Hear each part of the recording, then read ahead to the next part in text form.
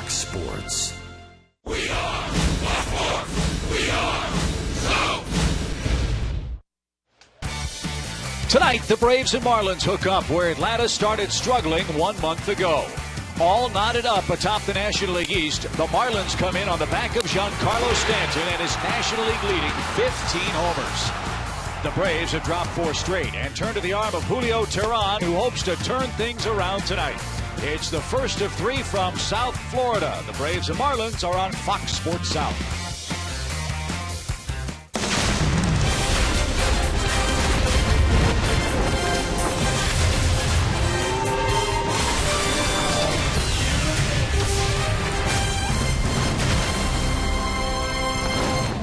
We welcome you to beautiful South Florida, where this weekend the Braves open up a 3-game series with the Miami Marlins. All year long, Braves baseball is brought to you by Academy Sports and Outdoors.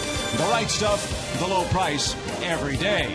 This is not just an ordinary Braves-Marlins series. There's an awful lot on the line as we've reached the 1/3 pole in regular season play here in 2014. Why is this series so big? Well, a simple check of the standings will tell you all you need to know. The Braves and Marlins at the moment are tied for first place atop the National League Eastern pile. The Nationals lurking 2 1/2 games back. So hi again, friends, along with Joe Simpson, Chip Carey. Welcome back to Miami and Braves baseball. Out of the frying pan into the fire comes Atlanta. 4-game sweep at the hands of the Red Sox. Now you got to play this first-place Marlins team on their home turf. Wasn't just that. The Red Sox had lost 10 in a row when they came to Atlanta, when they started whipping up on Atlanta. So the fact that the Braves are coming in here with virtually zero momentum against a team that swept them just a month ago is not what you'd like to see happen.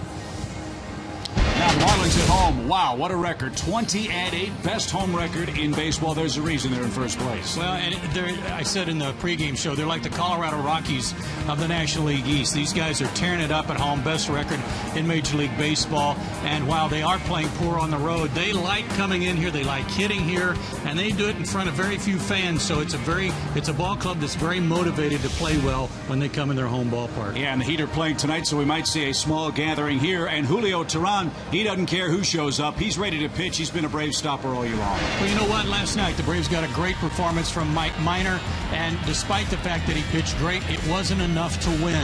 Julio can pitch great tonight, as he's been doing. His last 2 starts, he hasn't given up a run over 15 total innings. But the Braves are going to have to play better behind him.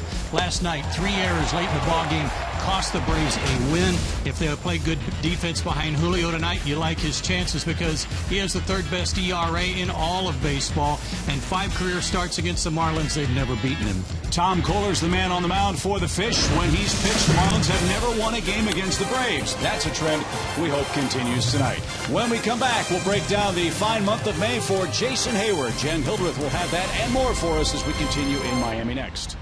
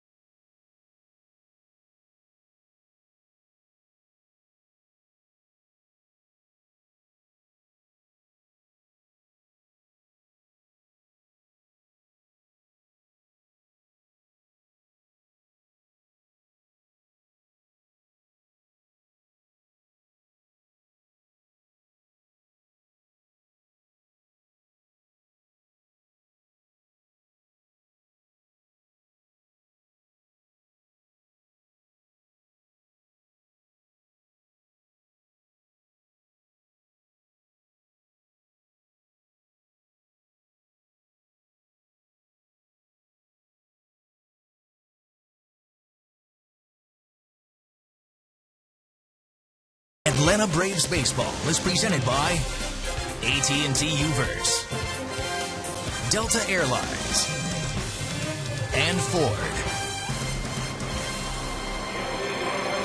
The Braves leave the cold of Boston behind as they head south for a 3-game series against the Marlins. Hi, everybody. I'm Jen Hildreth, and I think it's safe to say that we can hope the cold is not all that the Braves left behind. Sloppy, uncharacteristic play helped result in 4 losses to the Red Sox, and this is something that the Braves just need to get it rolling on the road a little bit. They've lost 10 of their last 12 away from Turner Field, but one guy who may be able to help the Braves and lead them in the right direction is their leadoff man, Jason Hayward.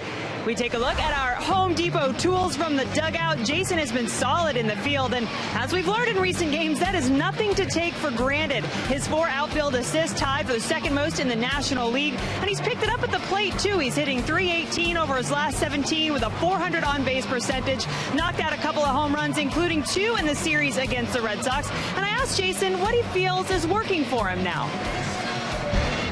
Better timing. Timing's been better. Like I told you guys, I don't know how long ago, but better timing, getting good pitches to hit, and not missing them.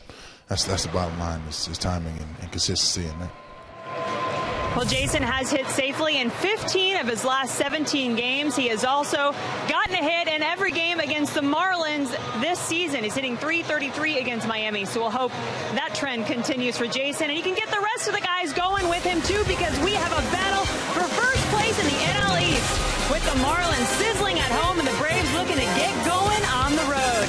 Chip and Joe will have the call from Marlins Park when we come back.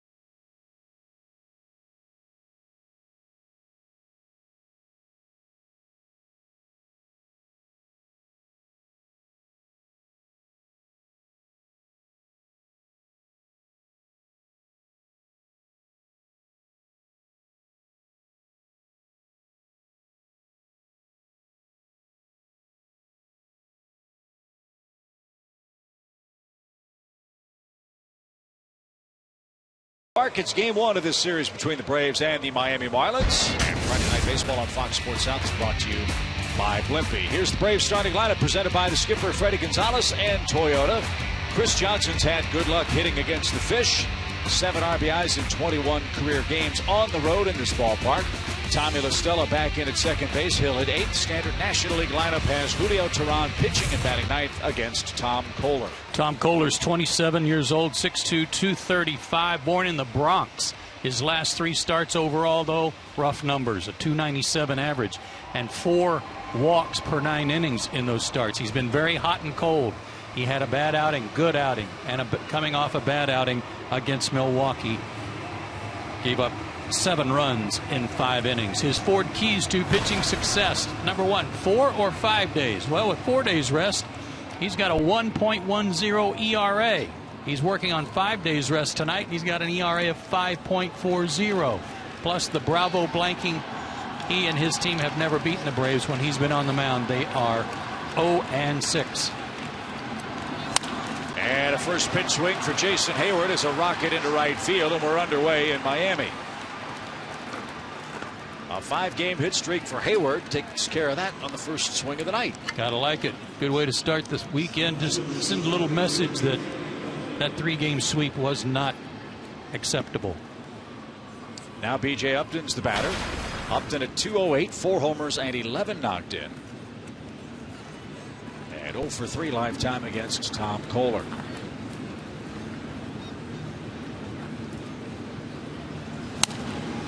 Good cut, foul straight back and out of play. It's strike 1 for B.J. Upton. It's no secret the Braves defensively melted down in the final 2 innings last night. B.J. and Justin with errors. Tommy La Stella had an error in the final play of the ball game last night that led to the final run for the Red Sox. Yeah, it was awful. I mean, it was really bad.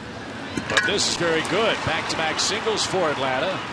Hayward and Upton are aboard to start the ball game, and this is what Freddie Gonzalez said in the papers last night.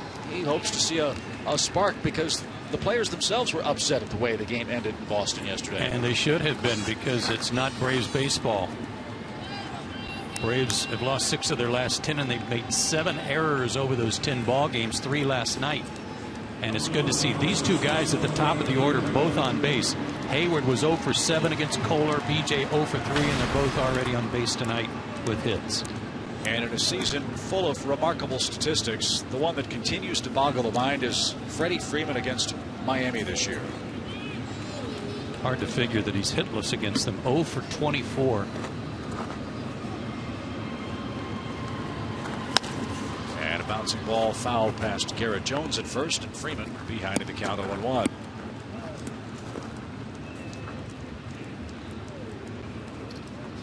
.347 against everybody else.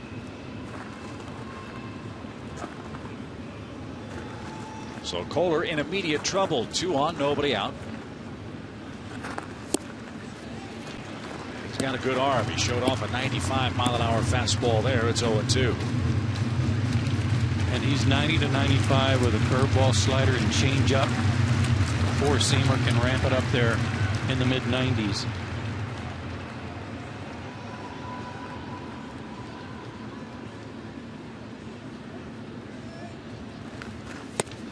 Freeman didn't get it. A high fastball gets the Braves first baseman. He's out number 1. The Braves have a weird number working. In innings of 2 or more runs scored, they had the 11th most out of the major leagues last year. But right now they've only got 42 innings of 2 or more runs scored, and that's the fewest number of innings in Major League Baseball. Freeman down on strikes for the 10th time in 25 at-bats against Miami this year. That'll bring up Justin Upton. He and Hayward have been the 2 hottest hitters. Let's see if he's the right guy at the right time in the top of the first.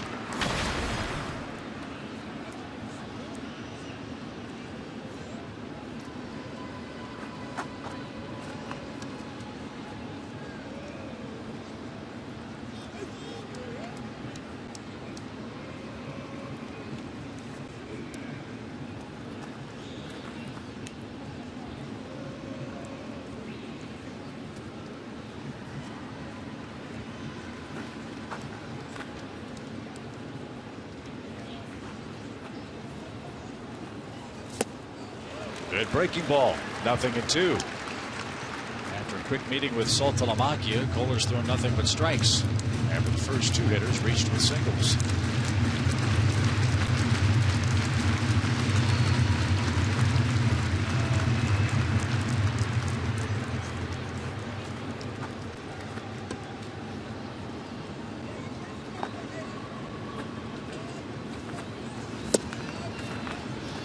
That's a little low. 1 ball, 2 strikes. Marlins have put together a starting staff that has got a lot of power arms. Of course, they're missing Jose Fernandez. He's out with Tommy John surgery. A real shame for baseball fans everywhere. But the Fish with a 3.78 team ERA. It's been dragged down by their bullpen. not done in Cishek, but the other is trying to get the ball to them. Puller was badly outside at 97. 2 balls, 2 strikes. They have made dramatic improvement, have they not? They really have, and the fact that they've come to this ballpark, I think, also helps because it's such an expansive place. But then again, Joe Robbie Stadium was to center field was a big ballpark too, to center and to right center. Breaking ball, bouncing ball to short. Echeverria to Lucas to Jones, and the Braves get 2 hits to start the game. But a strikeout and double play ends the threat. Julio Teheran goes to work in a scoreless first inning.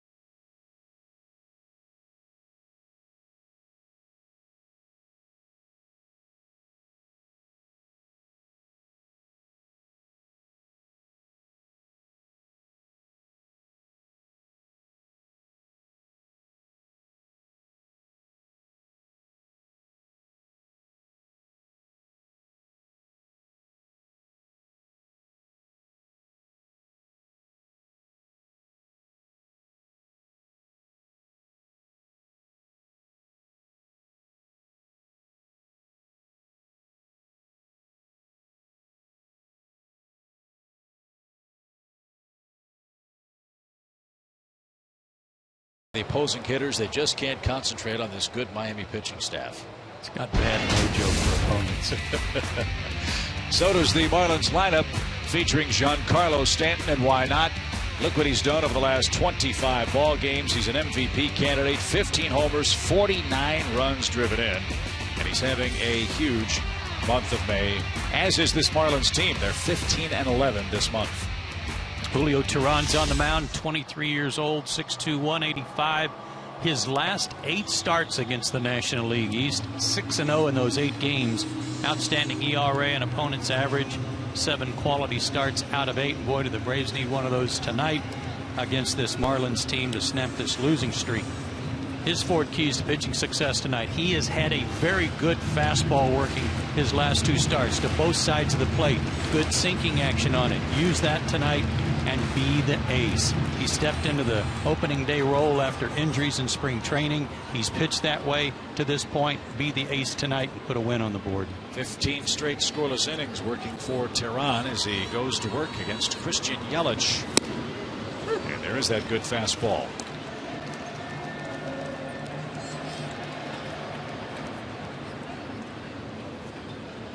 Yelich at 250 with 5 homers and 18 knocked in.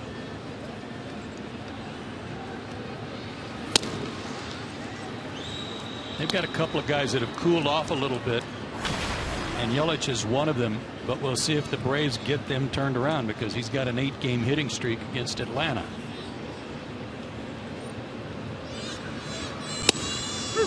There's the hook. Pretty pitch. 1 ball, 2 strikes.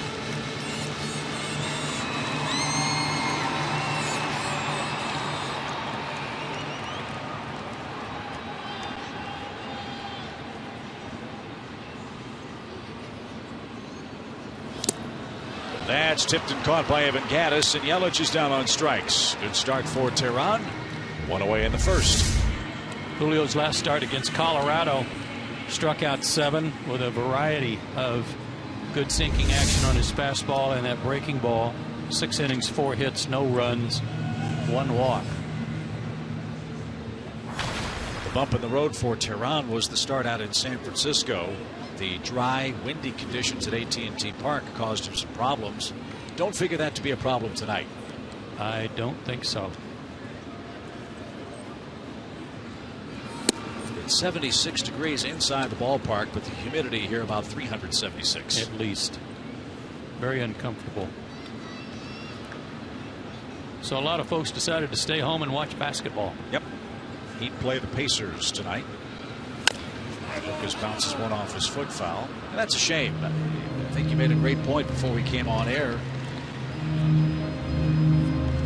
Whatever animosity the fan base still has or doesn't have for Marlins ownership over the purging of all their star players a year ago, they're in first place. We're a third of the way through the season, and the Heat are playing tonight at home too. Yeah, don't hate on your owner. Love your team. These guys are playing well. Odd shot. Opposite field single for Ed Lucas. He's been another tough out for the Braves. That's his 5th hit in 11 tries. Remember, he started the season hurt. A broken hand cost him in the latter stages of spring training. Yeah, and that's why he's playing tonight.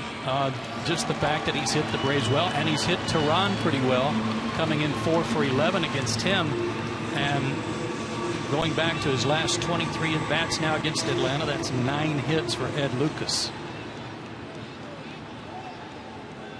So here's our first look at Giancarlo Stanton in the series.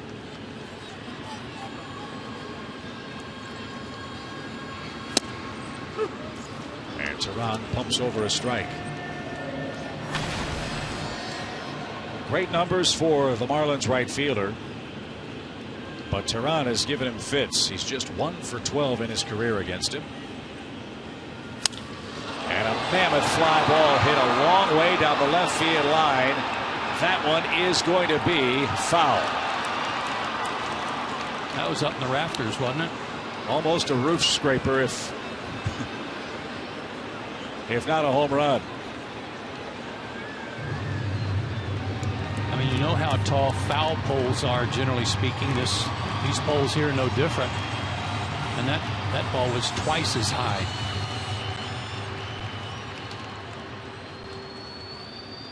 Just a strike. And it's now 0-2. Lucas the lead at first. And that's up and in.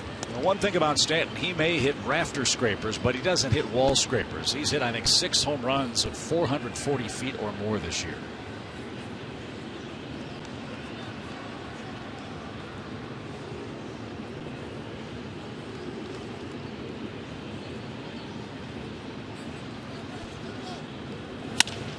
Fly ball deep center.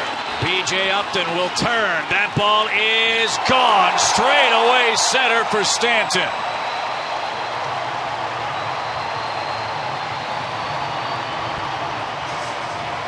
My goodness.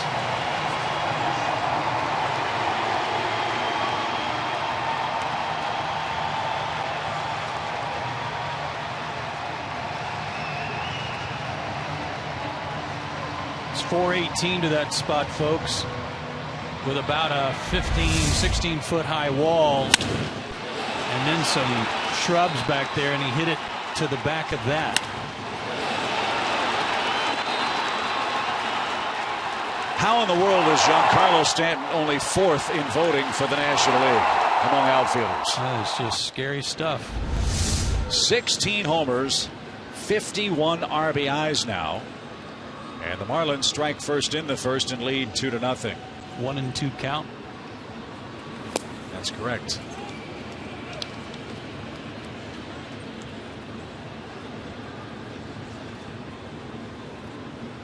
So now when you face Miami, you have a real tough proposition. In run scoring situations, do you pitch to Stanton? Or do you pitch to this guy, Casey McGee? That one's headed for the seats foul. And he's got an even count, 1-1. Marlins didn't make any big free agent signings in the offseason, but they got a lot of really good complementary players. Jared Saltalamacchia, Rafael Furcal, Casey McGee. All McGee has done is put together the highest batting average in baseball with runners in scoring position so far this year, hitting behind Giancarlo Stanton. Stanton just became the fastest Marlin to get to 50 RBIs in a season. Wow. With that homer. No one had ever gotten to 50 RBIs before the end of May. And he breaks the mark held by Mike Lowell.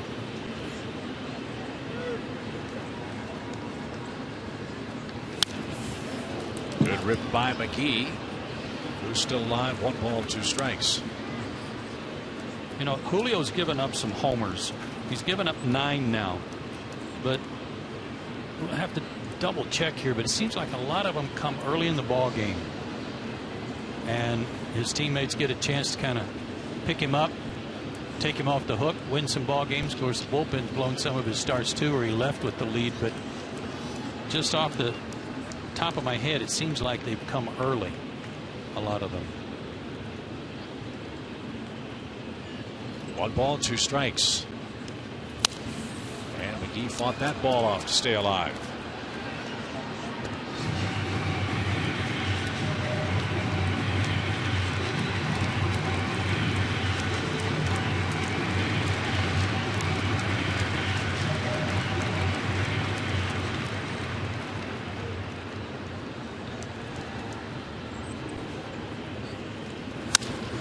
That's in the air.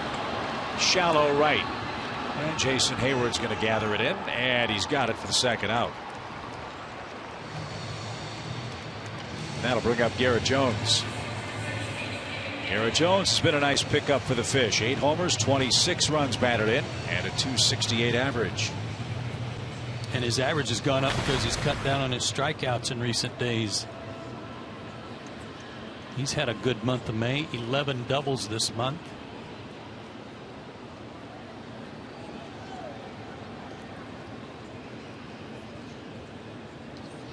He's been another tough out for the Braves. 6 for 18 against Atlanta this year. 1 ball, no strikes. You're right about Tehran. Opponents hitting .256 against him in the first 30 pitches of the game. That's pretty reasonable, right? Uh-huh. From pitch number 31 forward, they're hitting only .170 against him. So he has had to ease into his starts over the first couple of innings. Just as far as the opposing batting average is concerned, he's got a 1-1 count, trails 2-0.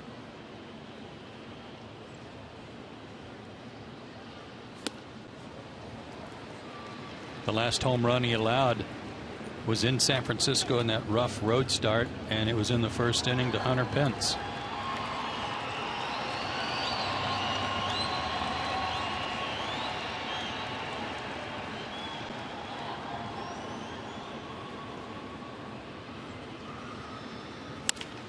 Broken bat roller right side. LaStella's got it, and he'll flip to first in time, and that'll retire the side. Ed Lucas a single. Giancarlo Stanton a deep homer to center.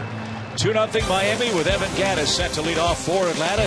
He's been a Marlins killer. We'll see if he can get the Braves on the board when we come back.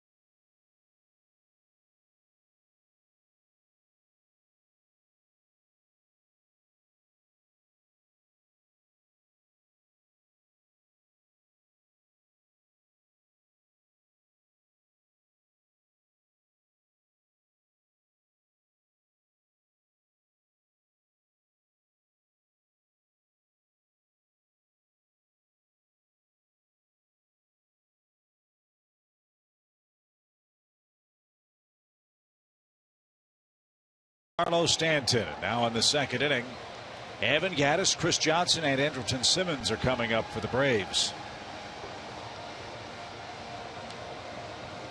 Always fun to see young players get their first taste of Fenway Park in Boston, and Evan Gattis came away suitably impressed with the history and majesty of the home field of the Boston Red Sox.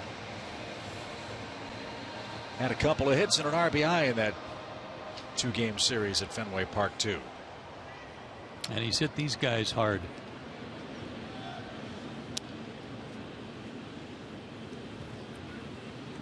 A couple of homers for Gattis against the Fish. 10 in total, 22 RBIs.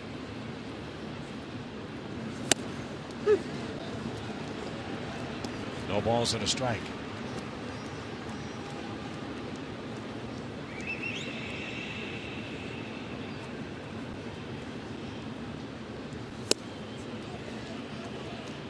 Jerry Davis called that ball outside. It's now an even count.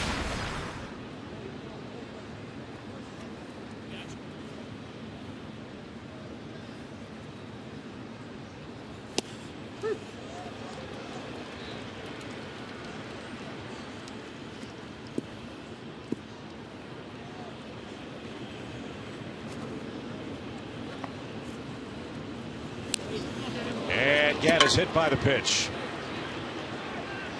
Well, as hard as he's hit the Marlins, that's a win for Kohler.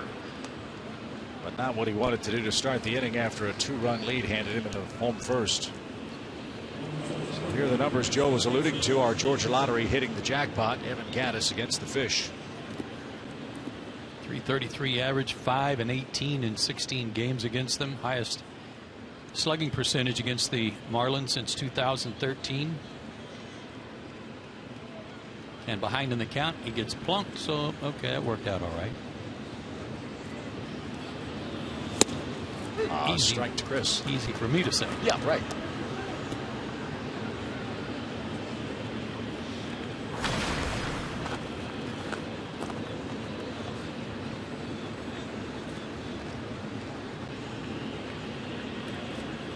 Short lead at first for Evan.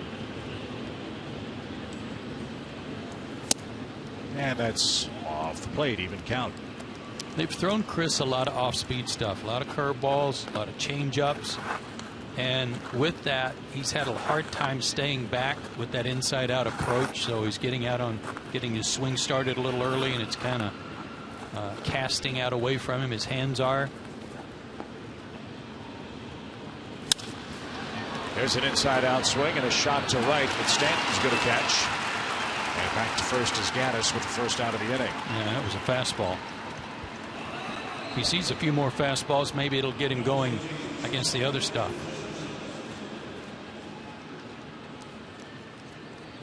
One out for Andrelton Simmons.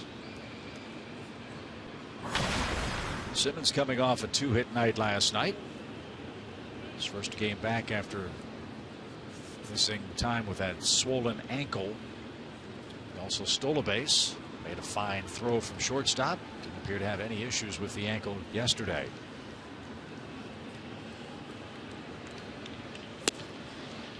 And take it low, 1 ball, no strikes. He also hit the ball hard twice to right field, once for a line drive out, once for a hit. Before getting his second hit on a pitch inside, they tried to bust him in on it, and he turned on it.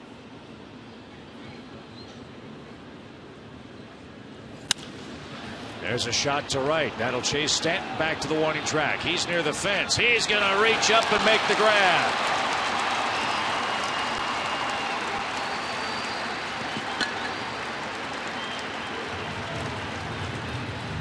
Well, I thought that had a chance to get out of here to the opposite field. Andrelton really hit this ball hard. High fastball. Stanton did not have him played very deep, but got back there just in time.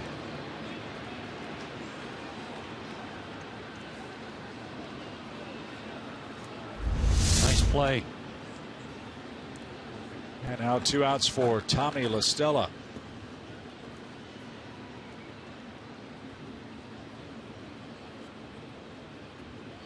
Can't think of 2 more polar opposite ballparks to play in your first 2 major league series than Fenway Park and this place for Tommy La Stella. Isn't that the truth?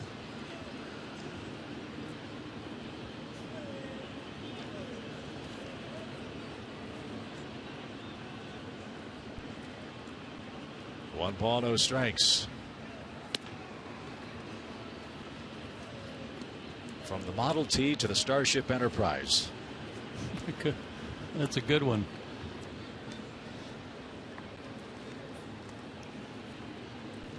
Couple of hits for La Stella in his big league debut. Both hard hit balls against the Red Sox. His dad, his sister were in attendance. We had a great shot from our crew before Game 1 against Boston. That emotional embrace with Tommy and his dad.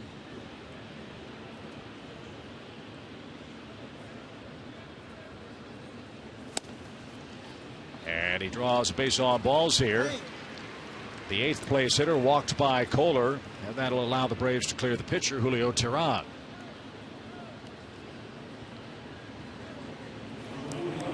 First walk for Kohler. And he's walked a few. That's 25 now in 62 innings.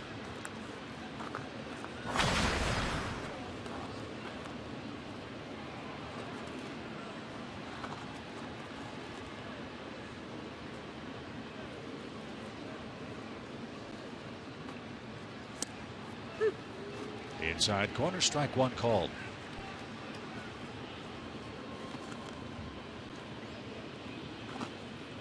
Ozuna and Stanton shorten up in center and right for Miami. That's where Julio likes to hit the ball. I don't think he can pull a fastball from Kohler. Now has an even count.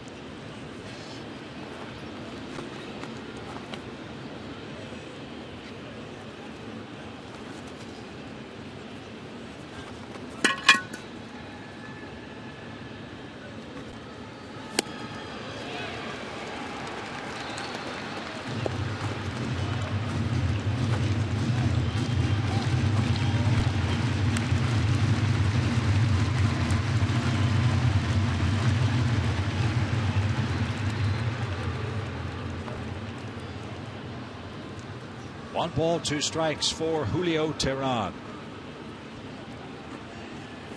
And a breaking ball throws him, and that'll retire the side. Second strikeout for Kohler.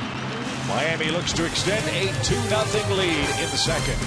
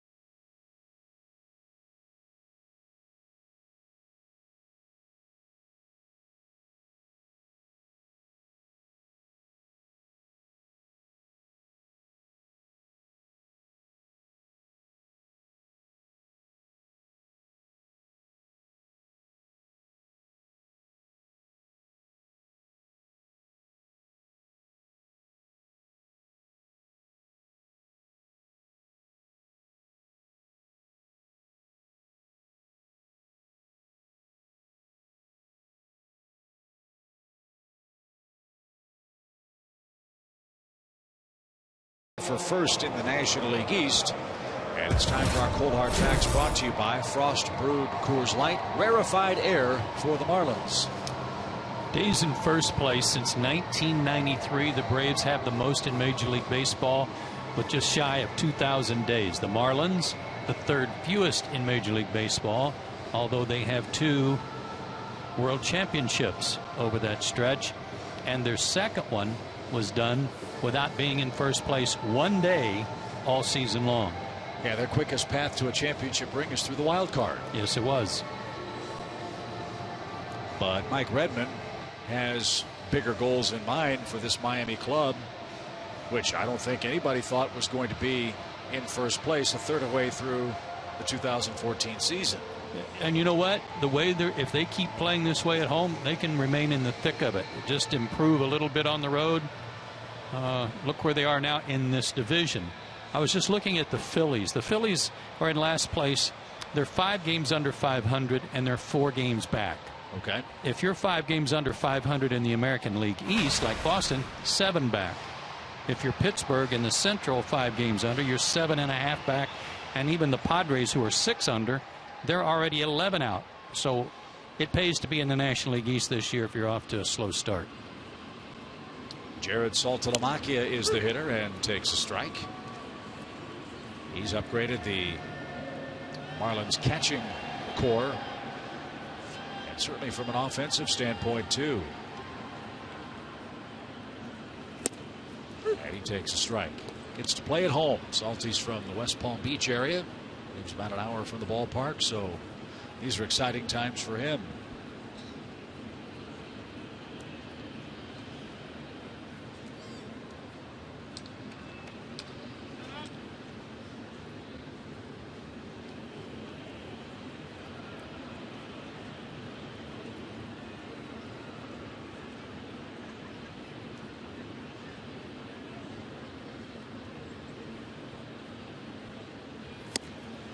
A little late. Saltalamacchia is down on strikes. Around second strikeout in as many innings. That'll bring up Marcell Ozuna. I think it's a fair question to ask Joe about Miami. You lose a pitcher the caliber of Jose Fernandez. That was and is a crippling blow for any team's psyche, for their spirit, certainly for their starting rotation. Do the Marlins have enough as they stand now, in your estimation, to win this division? Pitching wise, they probably do. I mean, Eovaldi is outstanding. The Braves will see him Sunday. They need Turner to pitch better. They face him tomorrow. But yeah, they've got some good arms, and they're all power arms. Big question mark right now for them is Henderson Alvarez, who's already got 2 complete game shutouts under his belt, but he had some stiffness in his elbow his last time out, and they've been very careful with it. He was supposed to throw on the side today to see how he felt, but they're very concerned about that, and they certainly can't afford the loss of Henderson Alvarez. It was mentioned in the papers this afternoon in Miami that he was experimenting with a new grip on a slider, and he's junked that. He's gone away from the new grip, which he said was the reason for the elbow problems. That would be a good idea. That's tipped, and Ozuna behind in the count, 1-2.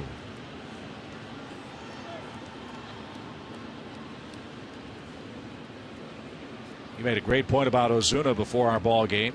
His numbers hitting in the 7th spot. Yeah, how nice to have a guy with 9 homers and 32 RBIs. That's just 1 less than Justin Upton, who leads the Braves in RBIs with 33. And this guy's batting 7th.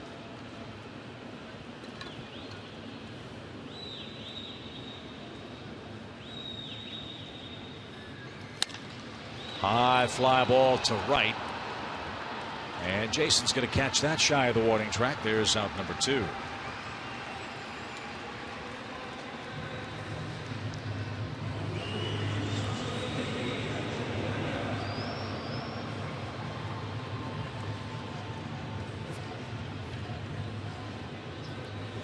Put in perspective, talk about this Miami ball club offensively. Both the Braves and Marlins are playing their 54th game. Marlins have outscored the Braves by 70 runs. Over a run a game. That's a lot. They've hit 4 more homers than the Braves. Here's Echeverria. And he takes a ball low. 1 ball, no strikes.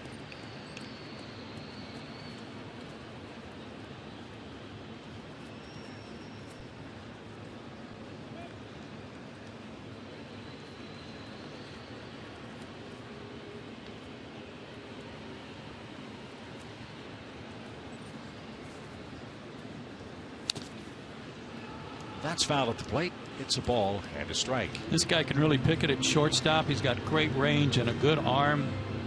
He's made a few more errors than Simmons at this point in the season. Anderton's made 2. This guy's made 5.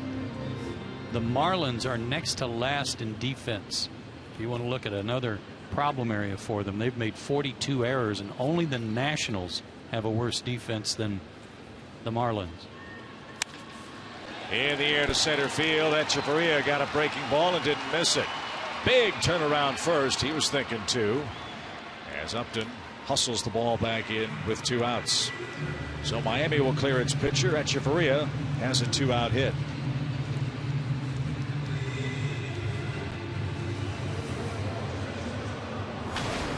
And here's Kohler. Tom's a big guy, 6'2", 235 pounds. You mentioned he's from the Bronx. Went to Stony Brook University, where he went 17 and 19 as a college pitcher. The Marlins picked him up in the 18th round of the draft in 2008. And he has been a starter all his professional life.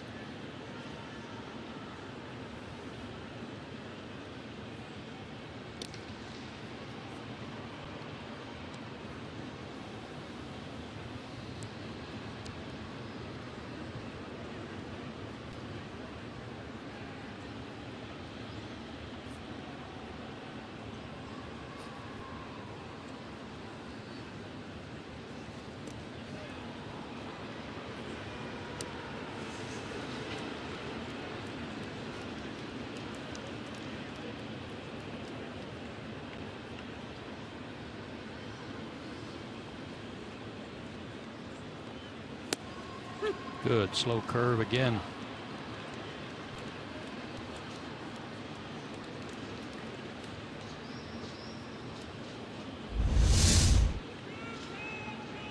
Kohler struck him out on one like that, so he served one up himself. Slowly hit towards second. Tommy's got it. And Freddie Freeman handles at the first base bag. Nothing happening in the Miami second. The Delta Airlines on deck trio is the Braves 1, 2, 3 hitters. They trail 2-0.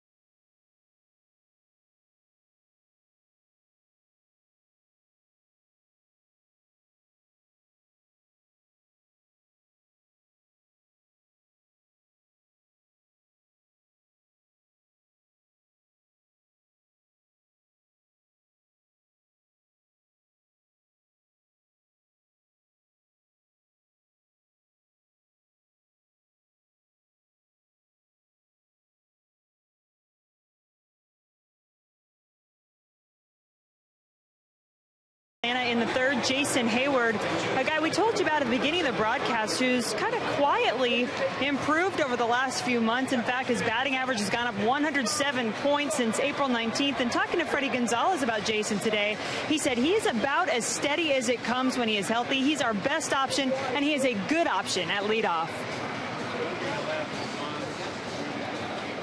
I think he's exactly right, Jen. Right now, especially the way Jason's going, why not have him at the top of the order? Somewhere down the road, can you see him hitting in the middle of the lineup? Absolutely. If there's a better option, and right now there is not. So Hayward's first inning hit Gives him a 5-game hitting streak. He's 6 for 18 over that stretch. That was his first career hit against Mr. Kohler of Miami. Tough times for the Braves right now. I mean, there's no way to sugarcoat it. They're not playing well on the road. They've dropped 6 of their last 10 games. And after a terrific month of April, the Braves have stumbled to an 11-16 mark in the month of May.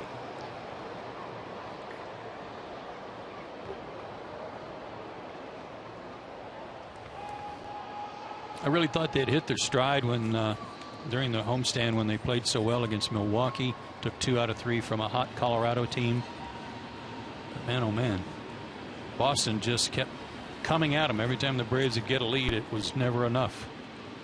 I think that's maybe the most disheartening part of it. Braves led in 3 of those games, and all 3 of those leads obviously slipped away to the Red Sox. Including yesterday, the first time all year Braves led a game after 7 and lost. Well, there's ways to lose where, I mean, you can be angry about, you know, giving up a late inning home run to lose, a clutch hit by some opponent. Jones handles a big hop. Kohler got to the bag ahead of Hayward, and there's the first out. But the walks and errors in the 8th and 9th inning last night, that really eats at you. That was a long flight last night into the wee hours of the morning from Boston to Miami last night because of the way that game ended.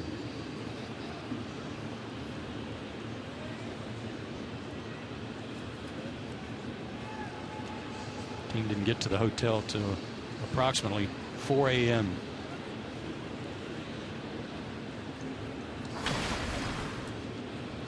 BJ singled his first time up. And he takes a called strike.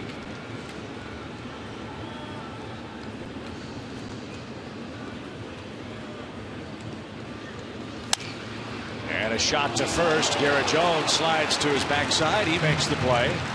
Upton tried to go the other way and is robbed. Nice play. 2 out.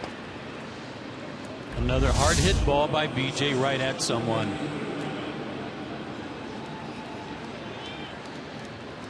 Tough luck. Former Brave Troy Glaus had a great line about plays like that. I've said it before. You're at the plate. You're a producer, not a director. Try to hit the ball hard someplace and hope somebody's not in the way. Unfortunately for Upton, Jones was. Here's Freddie, 0 for 25 now against Miami.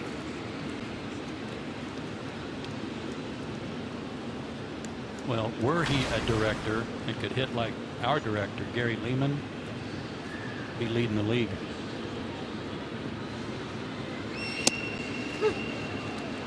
One ball, one strike.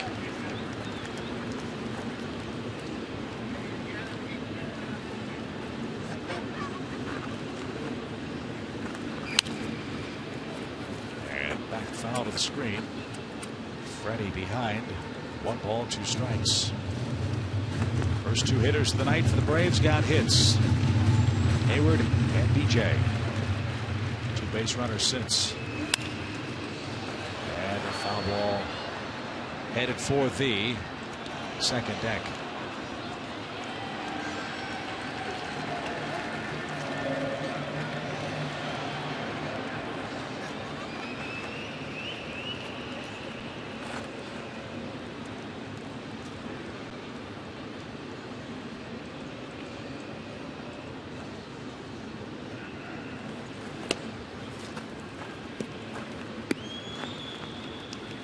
Hard to figure out why Freddie's having this kind of trouble against Miami. I think at home when he took an offer, it was during the vision problems, when he was having the dry eye syndrome, if you want to call it that.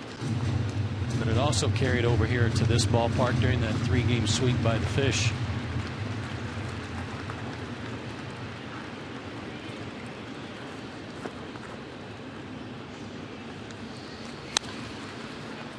That's foul past Terry Pendleton.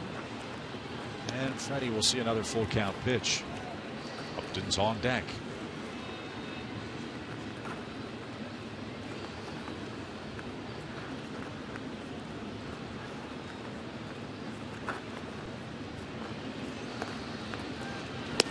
Strike three called. What a hook by Kohler. Freeman has struck out for the second time in the game. A 1-2-3 third keeps the Marlins in front 2-0.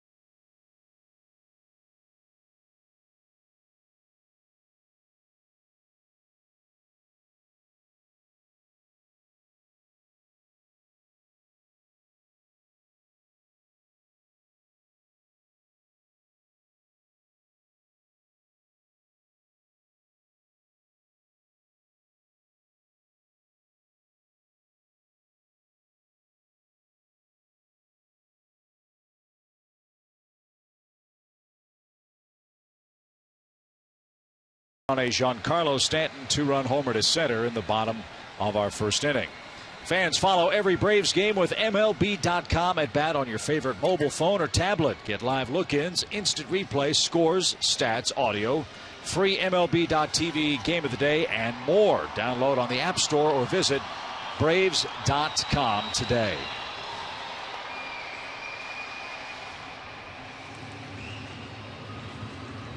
So we told you that Tehran sometimes has a little more trouble with his first 30 pitches than pitch 31 forward. He's at 35 now, and he's got the top of the order for Miami coming up in the home third.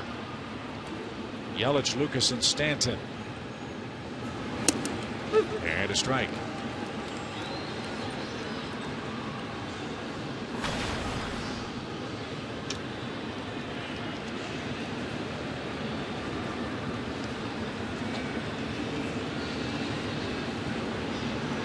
Don't know if Yelich was plan A for the Marlins to lead off. I'm guessing it was Rafael Furcal. But he's been battling hamstring and groin injuries since spring training. And he's back playing again in minor league rehab games for the Fish. So he got hurt. Yelich got the assignment. He's done good work batting first, but tonight he's 0 for 2. That'll bring up Lucas. Everybody likes Christian Yelich and his swing. He talks about what a pretty left-handed swing he has. But when you spend a little more time in this league at this level, they start figuring some things out. And it's up to you then to make some adjustments and be able to stick around and still be productive. And right now he's on the bad side of that.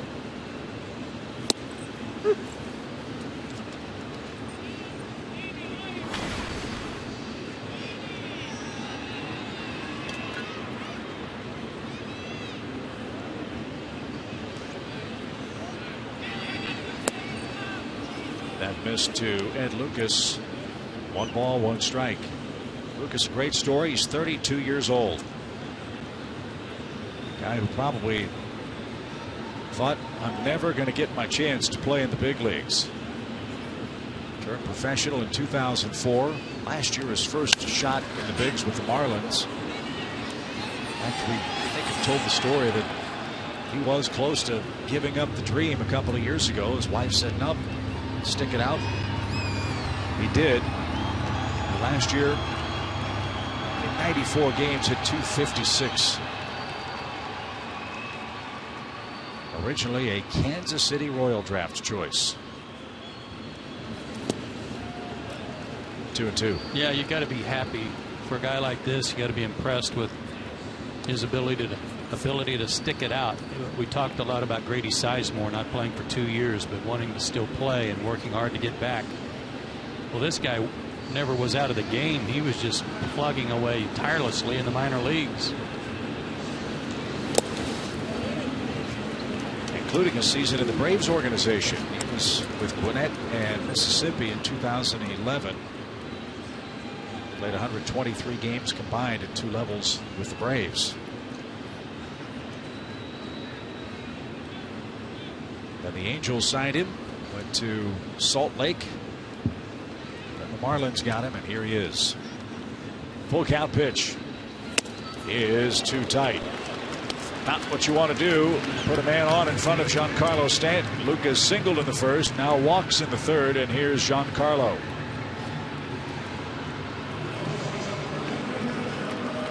Well, he hit one of the longest home runs we've seen this year, and it had to be another one in his 450-foot range this year.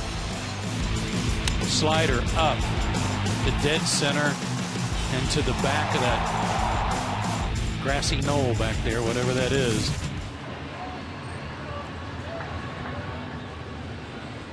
The first time we were here, you were talking about a homer he hit over the Clevelander. Yeah, actually over that Budweiser bar they have up there. That's marked at 427, and he hit it over the bar. Inside to Stanton, 1 ball, no strikes.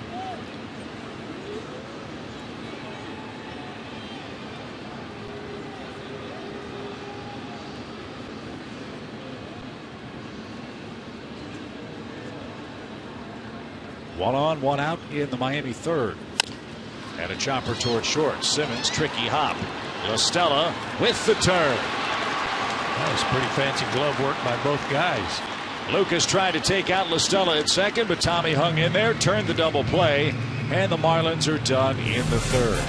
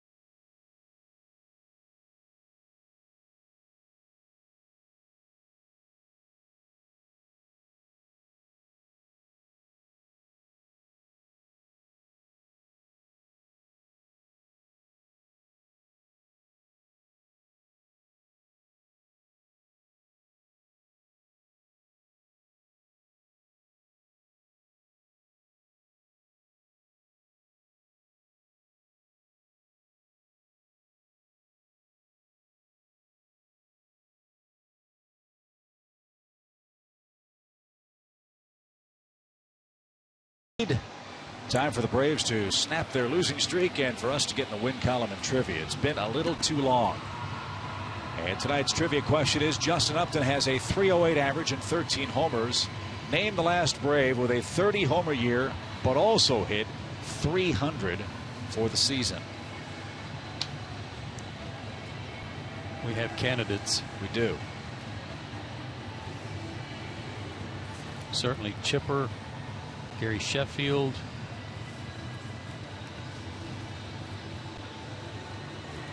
Ronnie Gant. Could be. Fred McGriff. I don't know if Fred hit 300. Big Cat. Kohler missed inside as he starts his 4th inning to Justin Upton. 1 ball, no strikes.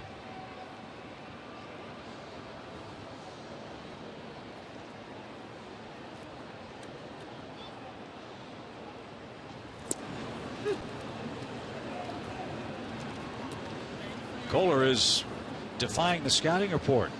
When he gets extra rest, he's usually not very effective. That has not been the case so far tonight.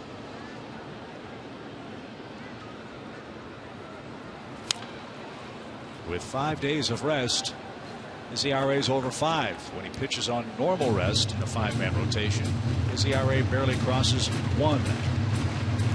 He's given up nothing and 2 hits tonight. And the only reason he got the extra day was because of a rain out, and I think they had an off day mixed in there too that they decided to push him back.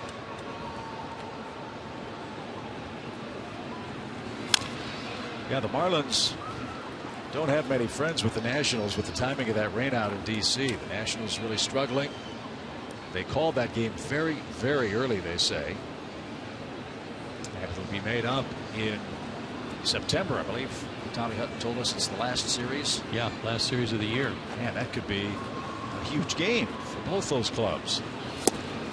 As Upton swings and misses, he's the 4th strikeout victim of Kohler tonight. And 1 away in the 4th. That was a good pitch. Looked like a slider that was just off the plate enough or close enough to the plate to get Justin to offer. And then broke it away from him. Good pitch. Against a hot hitter. Here's Evan Gattis. He was hit by a pitch.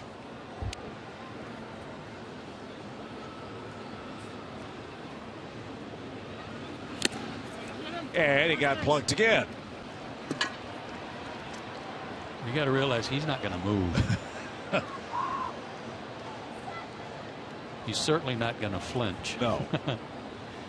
Last inning, though, what a good double play turn by Simmons and Nostella, but an impossible hop smothered here by Andrelton. He had to do this in order to have a chance at the double play, but that was a ridiculous hop to have to cover, especially to the backhand.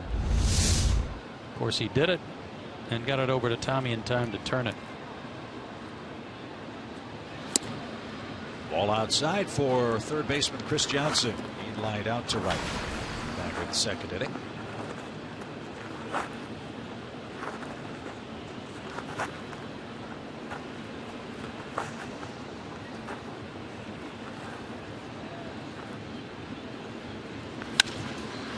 Another shot towards Stanton. And Giancarlo's going to get there for the 2nd out. And another hard hit ball for Chris on a fastball.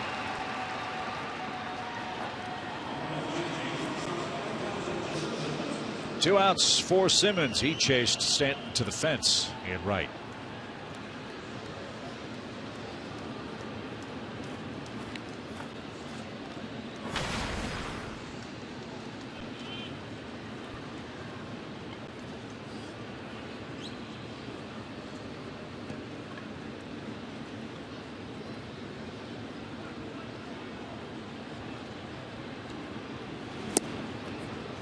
Low and outside. 1 ball, no strikes.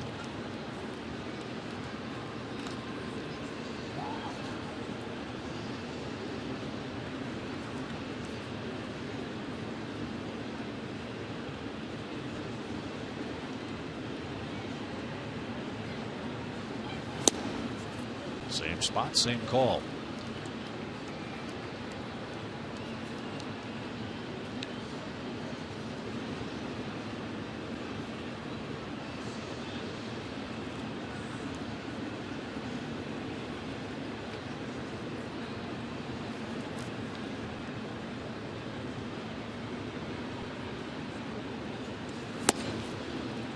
And now 3-0.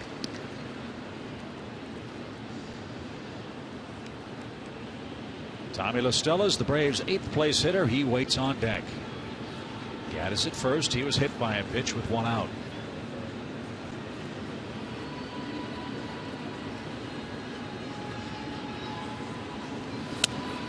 And that's up and in. So another walk from Kohler. That follows the hit batsman in the game. And the Braves have 2 on and 2 out.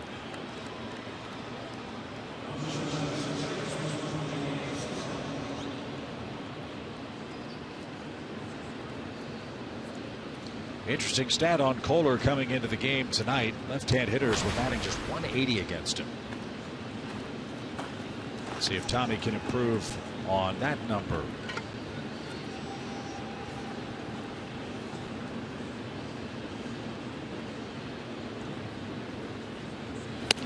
A couple of reasons for that. One is a decent changeup that he can run away from lefties, but also that backdoor breaking ball that he struck out Freeman on to end the third inning.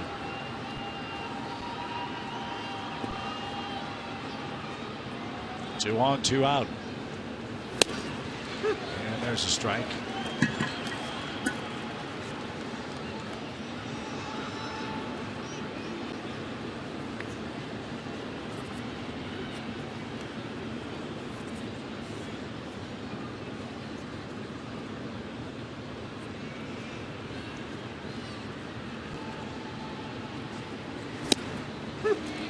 Herein lies one of the problems for a young player who's probably not used to hitting 8 and just made his debut in the big leagues, is that with runners on base, he walked his last time up. You do need to expand your strike zone a little bit, especially with 2 outs, because the pitcher's on deck, and if they're pitching around you to get to him, they may offer you something to hit. You got to be ready to do that, as pictured here.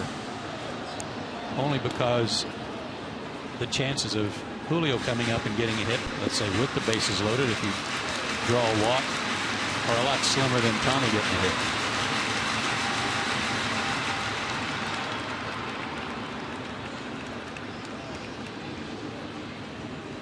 One ball, 2 strikes.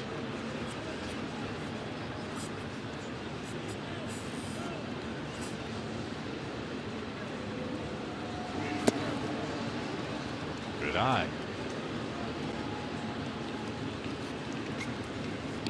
And another chat with Saltalamacchia.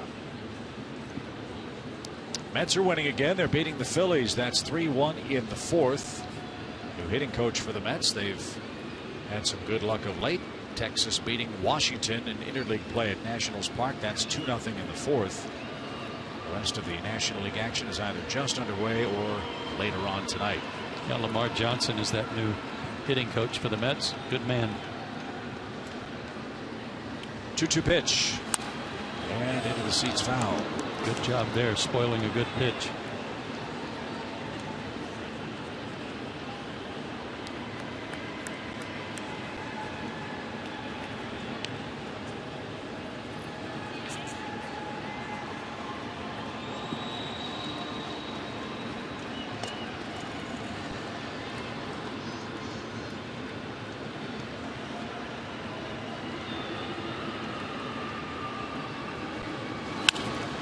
In the air towards center, and Ozuna is going to catch it, and that'll retire the side. The Braves got a hit batsman and a walk, but strand a pair in the 4th. Middle of the order up for the Marlins.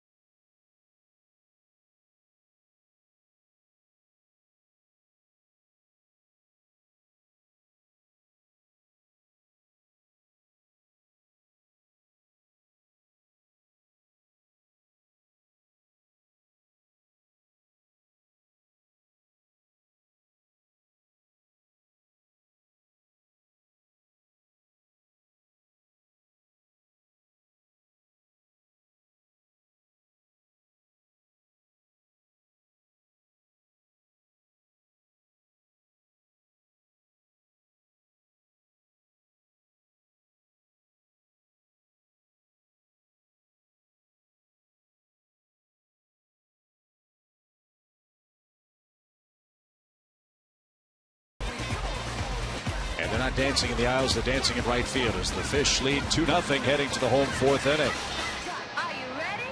And Hall of Famer Greg Maddux bobblehead night is coming up on Tuesday, June 17th. That's sponsored by Delta Airlines.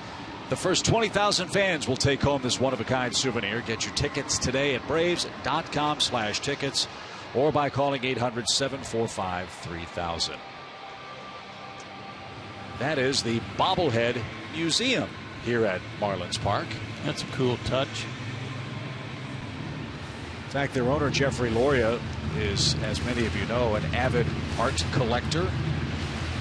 Dabbles in fine art, and I'm not talking paint by number stuff that Joe and I would do. We're talking the Picassos and Monets of the world.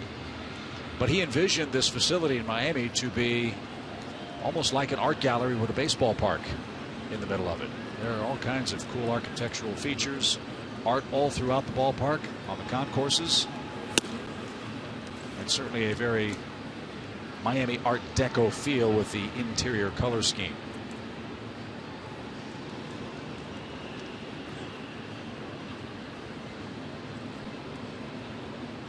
No comment. High fly toward left by McGee. Long run, Justin Upton. That ball's tracking near the line, and he won't have a play. It's a long, loud strike. Nice find for the Marlins, Casey McGee. It's interesting to note that with all the power of Giancarlo Stanton, he has been walked intentionally 10 times this year. Stanton. Stanton has been, and it's McGee that's really cleaned up with 32 RBIs. He's hitting .439 with runners in scoring position and .400 with 2 out and runners in scoring position.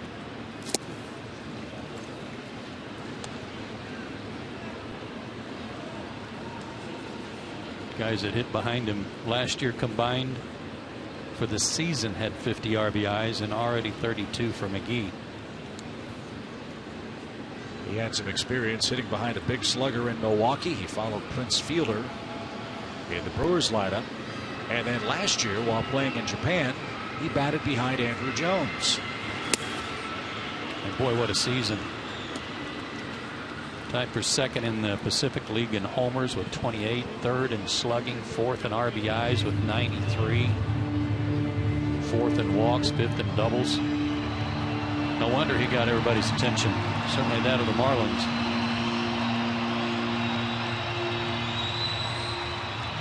Two balls, 2 strikes for Casey McGee.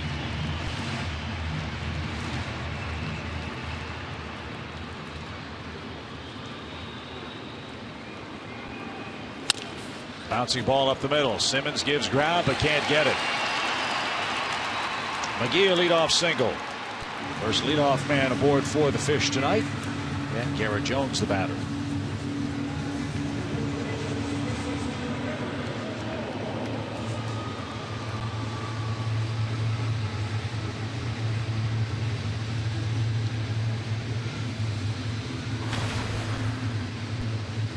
Jones doing good work in his new home in Miami.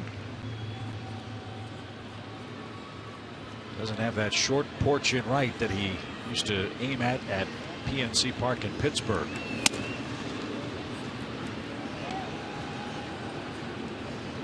But still 8 homers, and he's knocked in 26 men. He will strike out. He's done that 51 times. Left-hand bat to hit behind McGee.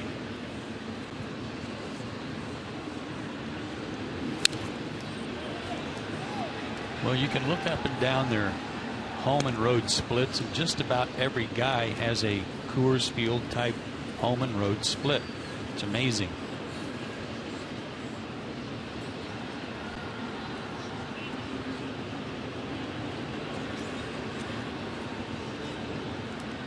One ball, 1 strike.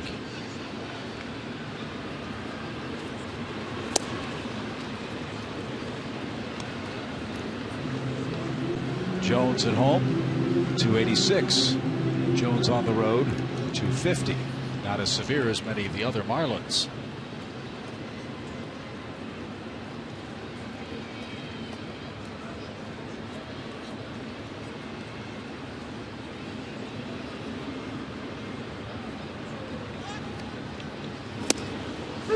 Caught a corner. Good two-seamer, good spot.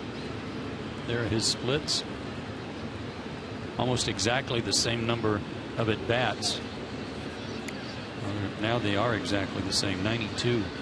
With 16 RBIs at home, 10 on the road. Fouled straight back. It's 2-2.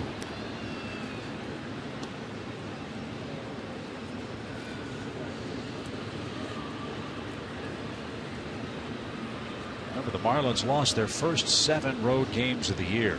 Their first win on the road came against the Braves on April 22nd. They won that game 1-0 behind Alex Fernandez. He beat Alex Wood up at Turner Field.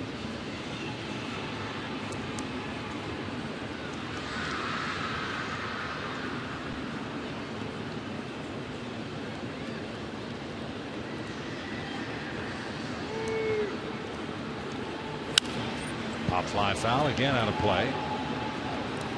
Marlins just took 2 games at Washington, 8-5 and 10 innings, 3-2 on May the 26th. And they split a 4-game series with the Giants out west. So they're playing a little better on the road, as well as their terrific play here at Marlins Park. And they are 11-7 in 1-run games.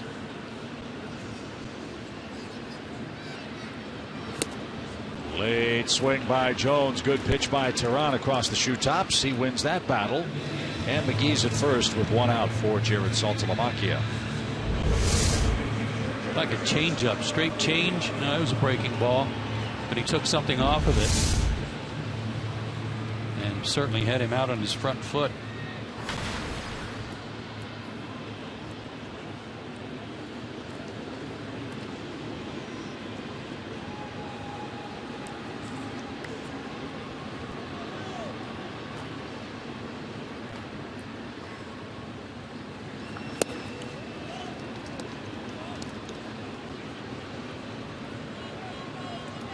A 2-run homer by Giancarlo Stanton in the first, the only scoring of the night.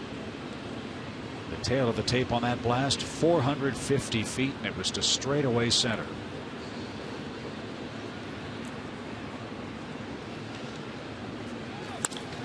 Fly ball to right. Hayward on the run. He's going to track it down. And there's the second out. Back to first, McGee. And Marcell Ozuna will hit. At least from our vantage point, anything, to me, anything hit in the air that high, it looks like it's going 9 miles when you see the ball up so high against the backdrop of the ceiling. And I was happy to look down and see Jason already calling for it. Yeah, from our standpoint, that's a big help when the outfielder puts his hand up and lets you know that he's going to track it down. He had plenty of room to play with off Saltalamacchia's bat. Here's Ozuna. He was an international free agent signing by the Fish back in 2008.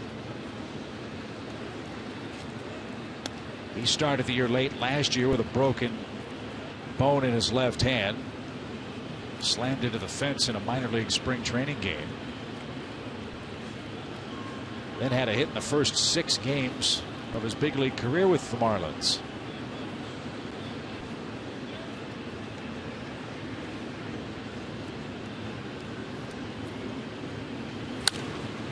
Saw his home road splits there, 100 points different. And he had a bad May working. He was hitting about 200 for most of the month. And all of a sudden, his last 7 games, he's gotten hot. 9 for 27 with 3 homers and 9 driven in.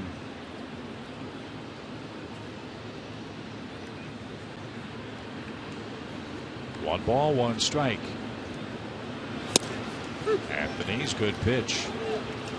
Ozuna's year last year ended for good July 22nd. He tore a left thumb ligament at Coors Field and was lost for the rest of the season.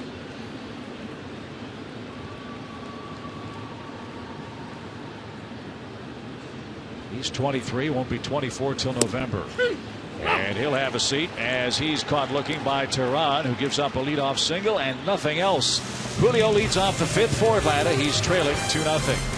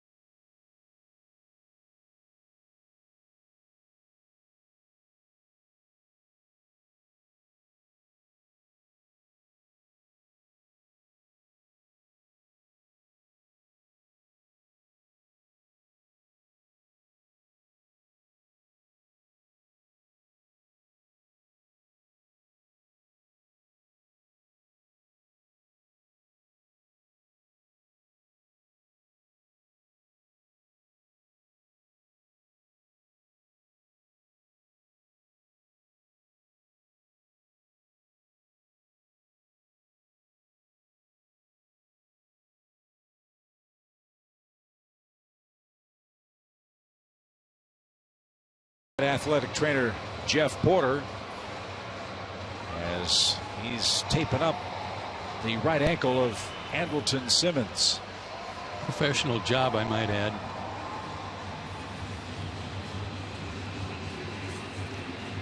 Don't you know he'd like to have a nickel for every one of those he's taped? I was just thinking the same thing. How many rolls of tape has Jeff Porter and Jim Lovell gone through in their terrific training career with the Braves? Of course, they learned from the best. Dave Pursley, a Braves Hall of Famer, inducted while we were home last week. 2-0 Miami. We head to the 5th inning. Tehran goes to work and takes a strike from Kohler.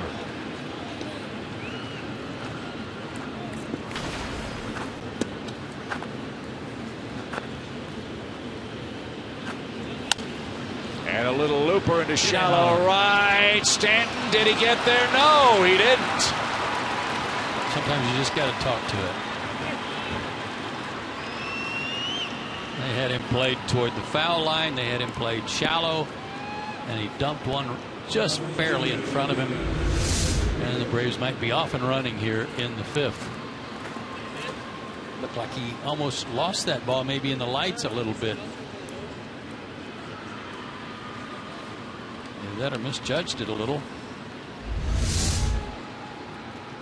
So Tehran with the leadoff hit. Now Jason Hayward's the batter. He represents the tying run. First pitch swing and a double play ball. Close but out. Second double play wrapped into by the Braves tonight. This one a 4-6-3 twin killing, and B.J. Upton will be the batter. Rookie umpire at first base, Quinn Walcott. Took a while to call this out at first base. Maybe because he wasn't sure, and looking at it again, I'm not sure. Well, Jason is walking very slowly toward the dugout.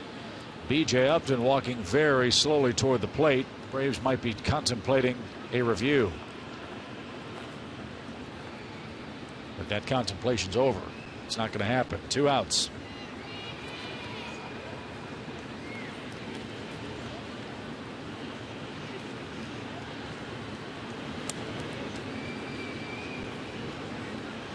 BJ singled in the first and hit a hard line drive right at Garrett Jones in the 3rd. So he's 1 for 2 in the game.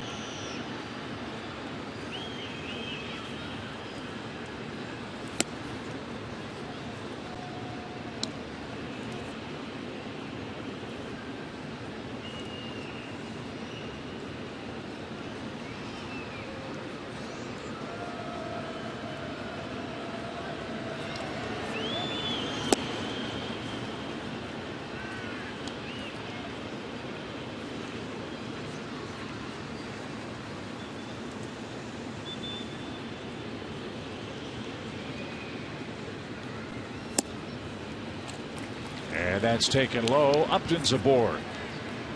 Kohler is playing with fire. He's walked 3 men. He's hit Gaddis twice. He has given up just 3 hits, but now he's got to face Freddie Freeman, who doesn't have a hit against Miami all year, and that has to terrify Mike Redmond because, you know, Freddie's liable to break out at any moment. Yeah, there have been all these base runners, but the dunker hit by Tehran was the first hit since the 1st inning, since BJ had his hit. But I'm with you. They've got to figure that Freddie's due any moment against them.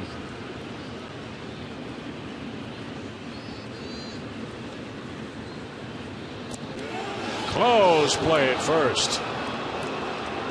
Kohler and Jones thought they had Upton picked off.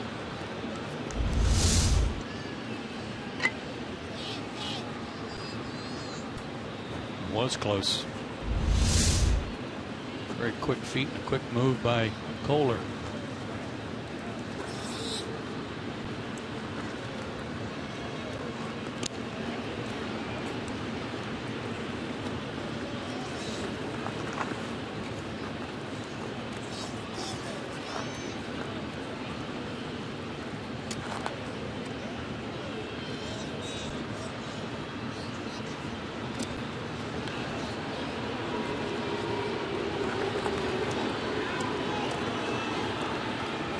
That was close to a balk. Kind of jumped and was spinning in the air, and you can't do that. Upton a big lead. And a swing and a miss. 0-1 for Freeman.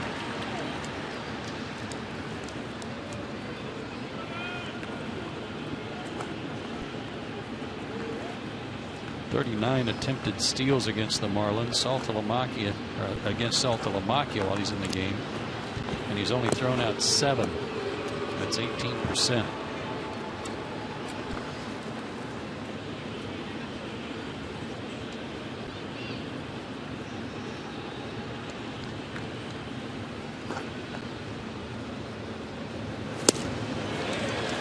Steady diet of off-speed stuff for Freeman. 0-2. Up and in, off the plate, down and in, and then slow away.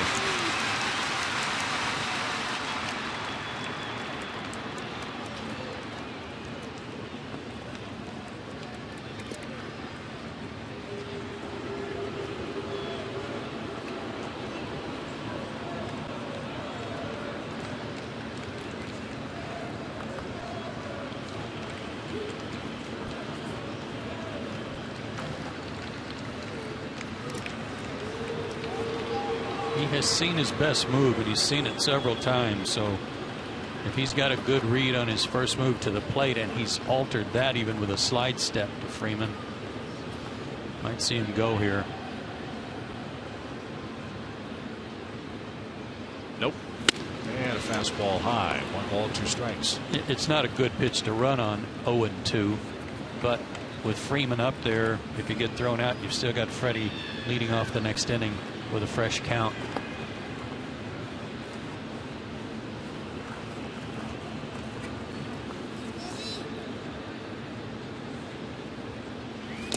And another swing and a miss. Off-speed pitch got Freeman, who strikes out for the 3rd time tonight. Nothing doing in the Atlanta 5th. Still 2-0 Fish.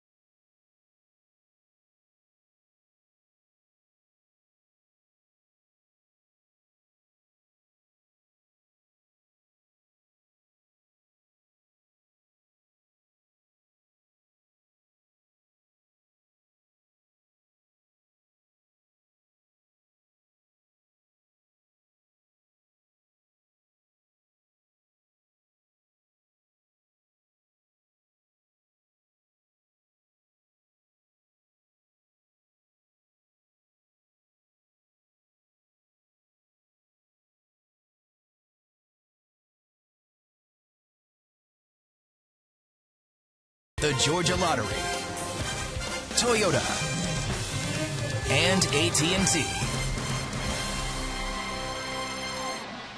Friday night it's Friday night, right? Yes. Okay, just wanted to make sure. Make sure. Made me think. After a long night of travel last night, as we welcome you back to Marlins Park in Miami. We invite you to get your tickets now to see Freddie Freeman and the Braves take on Mike Trout and the Angels June 13th through the 15th. Secure your tickets today at braves.com/tickets. Please note that game on the 15th has been picked up for the Sunday night broadcast on ESPN. So if you have tickets to that game, please make note of a changed start time. It'll begin at 8 o'clock or 8:13 or 14. whenever they get around to it. A Father's Day special. Yes. Here's Echeverria, and he lays down a butt. Terran pounces and fires to first, and a good play for out number one.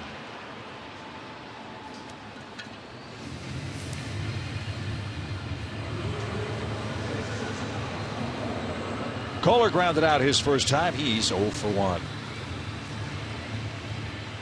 First place on the line tonight in Miami. Braves and Fish tied atop the divisional pile with identical 28 and 25 records.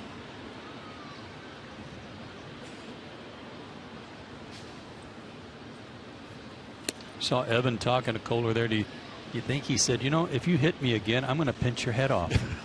I hope so. Either that or Tom stood in the box. I'm really, really sorry. 1-0 count. Did you ever carry on a conversation with an opposing catcher while you were hitting? Well, usually before the first pitch of an at bat. Say hello to somebody or how you doing? That's about it. There was one guy who would never talk. Really? Yeah, I tried and tried and tried. Bob Montgomery with the Red Sox. Just stare straight ahead. Hey, Monty, how's it going? Monty? Nothing. Never flinched, never. Nope. 2 balls and a strike. Now 2-2. I mean, was he just such an old school guy that he just that was a code of ethics he wasn't going to cross? That's exactly right. I didn't want to talk to him about his family or anything. Just trying to get him to say hi.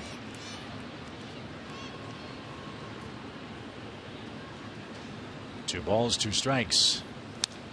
And foul back. You think of the Tom Berenger character in Major League, you know, carrying on the conversation with one of the hitters late in the game.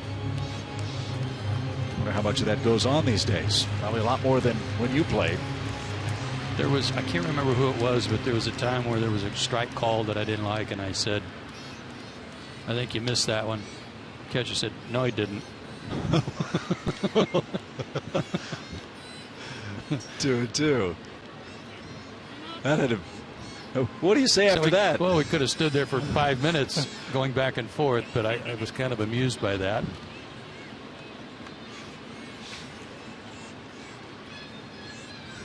Two balls, 2 strikes for Tom Kohler.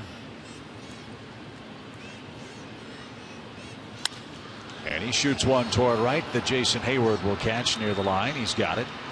And there's the second out. I mean, you heard stories in the American League about Ron Luciano, who was a very gregarious and outgoing umpire. He seemed to talk to just about everybody when he was behind the plate.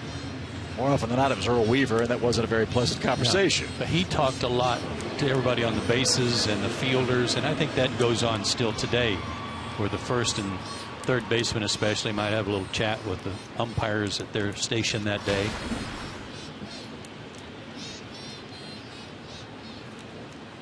Here's Yelich, 0 for 2. Bases empty, 2 outs. Julio could use an easy inning.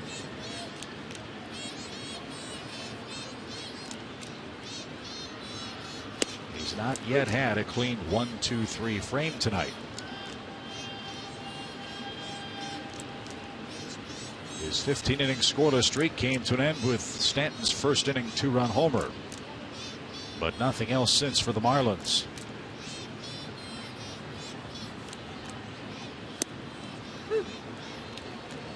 Best all time for me, though, was Yankee Stadium. First time Mr. Shepard introduced or called my name, and I got in the box, and Thurman Munson said, well, hello, Joe Simpson. I said, well, hello, Thurman Munson. And then I hit a vicious 7-hopper back to the mound, I think. That's low and outside. 1 ball, 2 strikes. But he was that way. He would talk to you.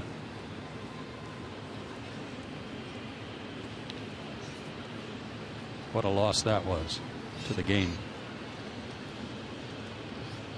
1-2 pitch. And downstairs 2-2. Yeah, Thurman Munson out of Kent State University. There have been some good players that have come out of that school.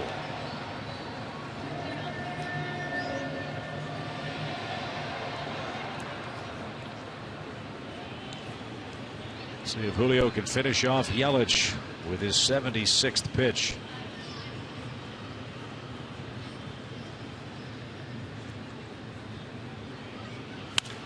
In the air toward left. Upton on the run. He's going to get there. And a nice running catch. Retires the Marlins in the 5th. First 1-2-3 clean inning for Julio Teheran.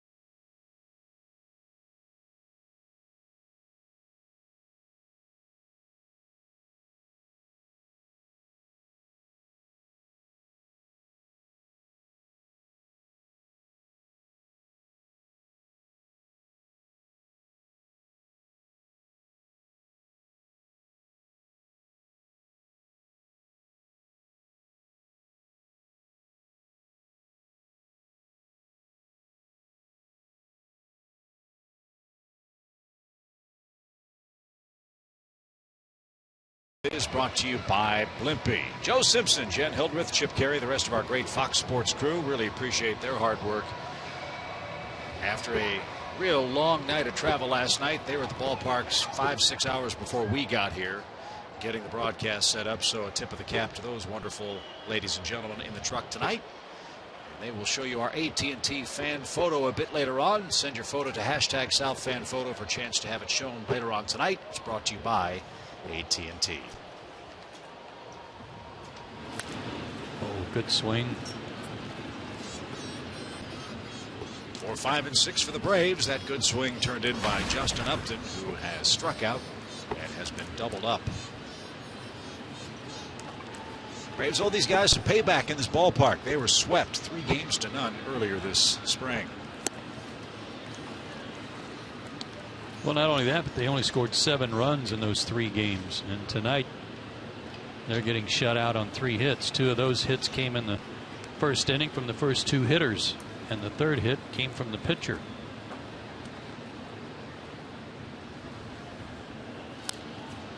So while Kohler's been a little erratic, 2-hit batsman.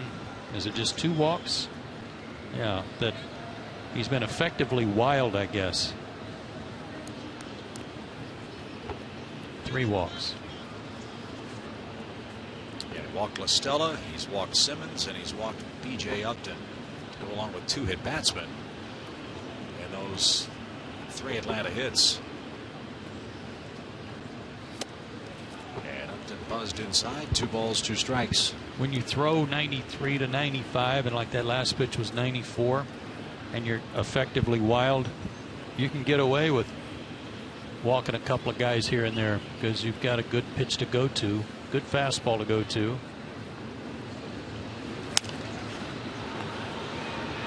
Pop fly foul. That's headed for the seats.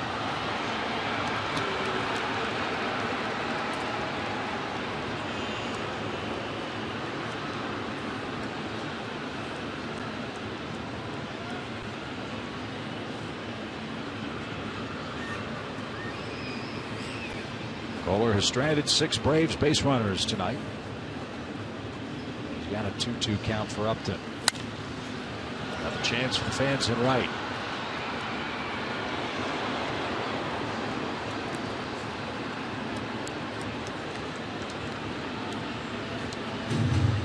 of empty seats tonight. The upper level virtually blank. These people out in the second deck out in right field. Well, the official press notes tell us the Marlins are averaging 21,454 per game through 28 dates. They've drawn just over 600,000 fans. That's got to be an improvement over last year. And a leadoff walk. Good at bat. Real good at bat. Fourth walk.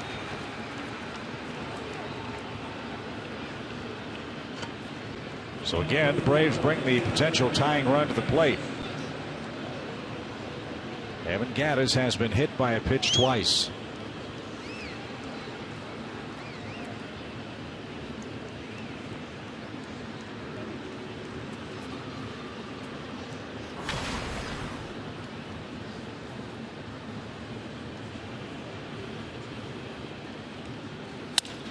Shot to right field, a base hit on the first pitch. And now Atlanta has something cooking. 2 on with nobody out.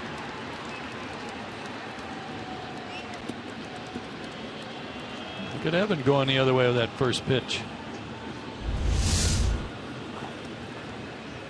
Like a cutter almost. It was a fastball.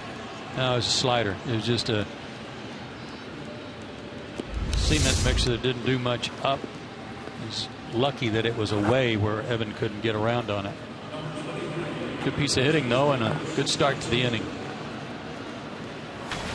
Chris has tried to hit the ball to the right side twice. He has, but it's been caught by Stanton twice.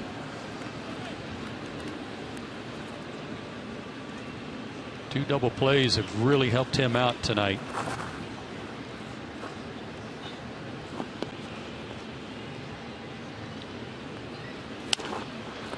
That's bounced over Doug DeCenzo and into the seats. Foul. Strike one.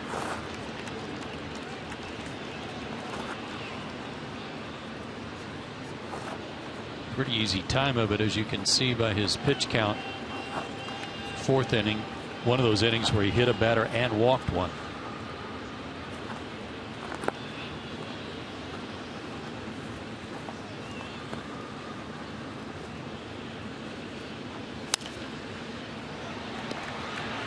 You've said it many a time. When Chris starts doing that, that's a real good sign. Yeah, that's what he says. That's what he says is a tip to himself, is that he's letting the ball travel. He's waiting a little longer. He's not getting out on his front foot too much. And he's fighting some pitches off. And now it's 0-2. And let's see if they keep doing that, if they keep working him away.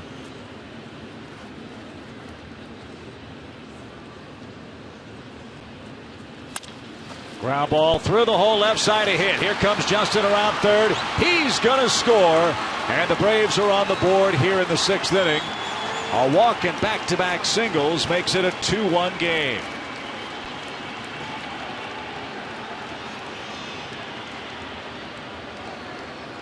A mistake by Kohler here. Watch Saltalamacchia. He's going to tap the ground. He wants this ball in the dirt. 0-2 count. He wants it in the dirt. And instead, it's knee high, turns into a base hit. 14th RBI for Chris Johnson. And now a chance for a big inning for Atlanta. Gattis at second, Chris at first, Simmons in the box. His ankle freshly taped. Let's see if he can drive a ball to a gap.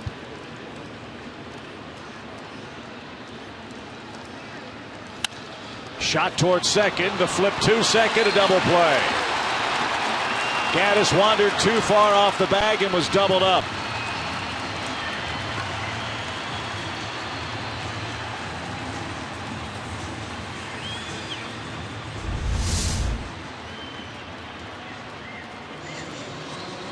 Evan froze,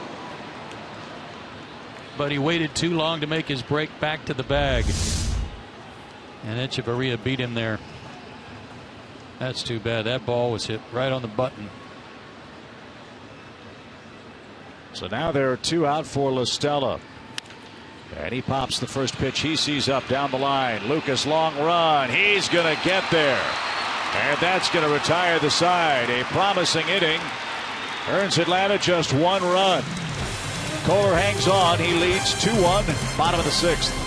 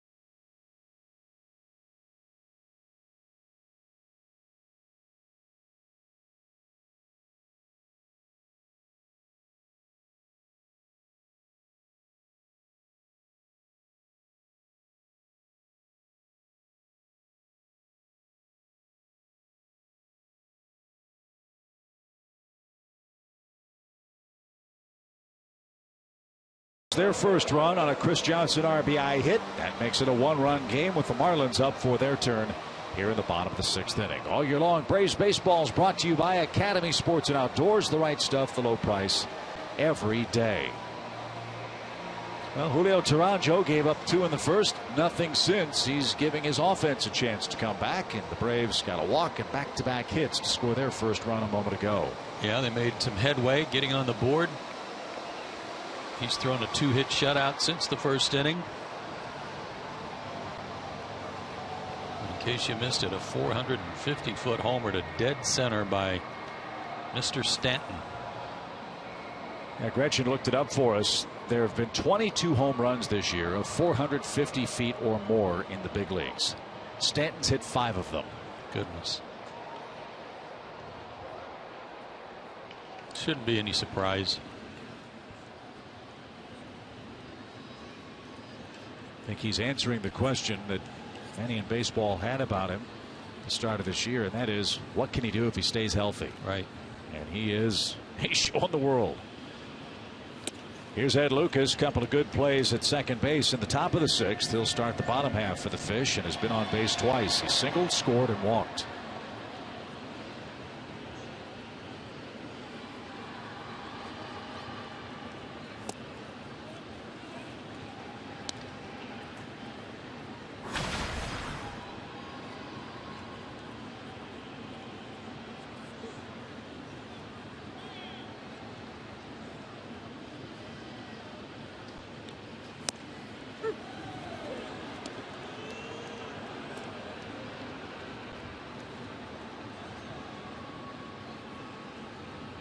Just 1 walk, and that was to Lucas in the 3rd inning.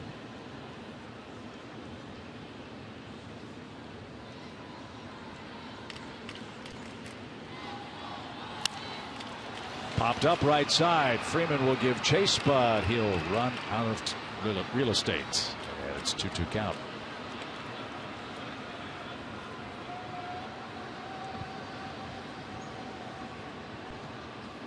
Lucas, Stanton, and McGee in the 6th for Miami.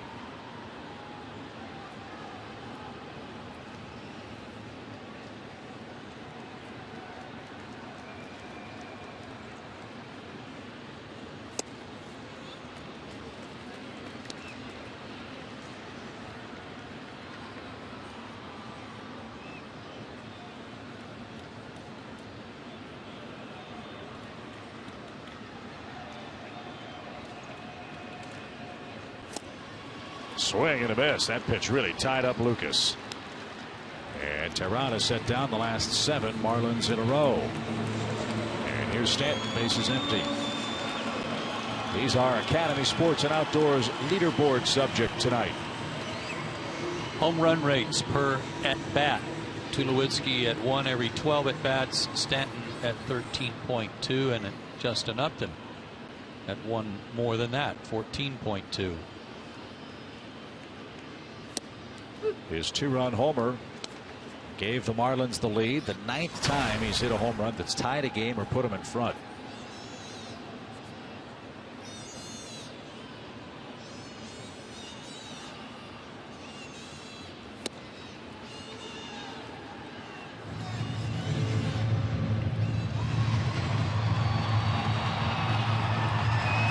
One ball, 1 strike.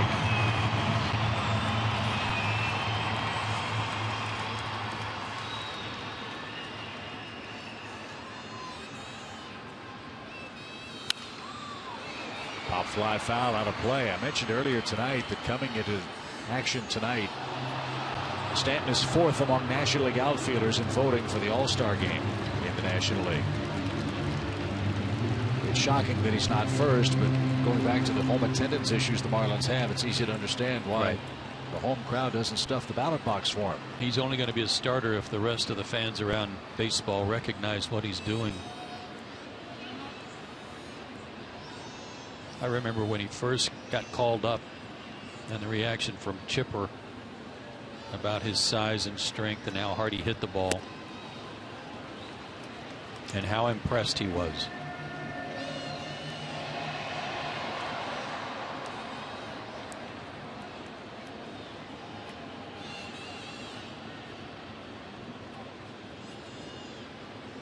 Two balls, 2 strikes.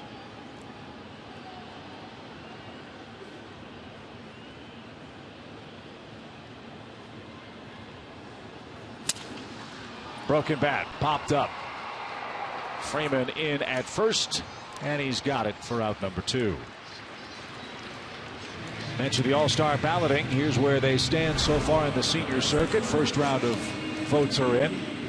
They've got 3 Rockies: Blackman, Tulowitzki, and Arenado, although Arenado's hurt himself in Atlanta, you'll recall. Andrew McCutcheon of the Pirates. Ryan Braun is in right field. Yadier Molina, Chase Utley, and Adrian Gonzalez would be the starters if balloting were closed today. There's some on there that I 100% agree with and wouldn't question. There's others that are leading only by popularity because nobody's paying attention to their numbers. All-Star game, of course, will be July 15th on Big Fox. And the game will be at Target Field in Minneapolis, home of the Twins. Bouncing ball left side. Chris Johnson's got that. McGee rolls out, and Teheran has another 1-2-3. He's set down 9 straight. His spot due first in the 7th. We've got a 1-run game at Marlins Park.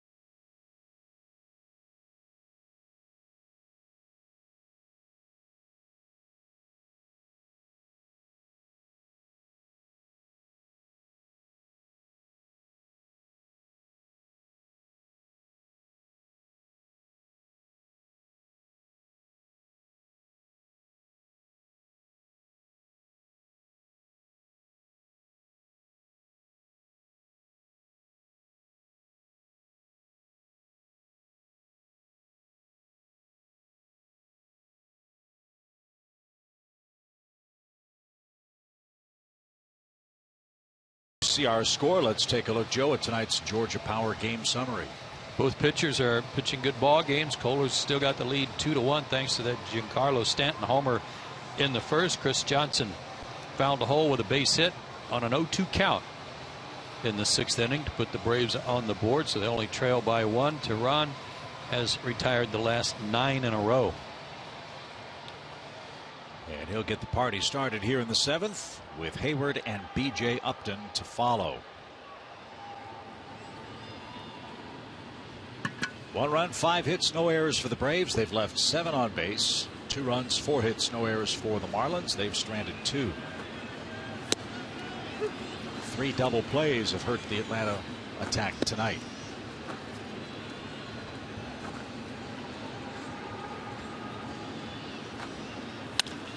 And that's a shot inside the bag, fair down the right field line for Tehran. And he's on his way to second with a leadoff double.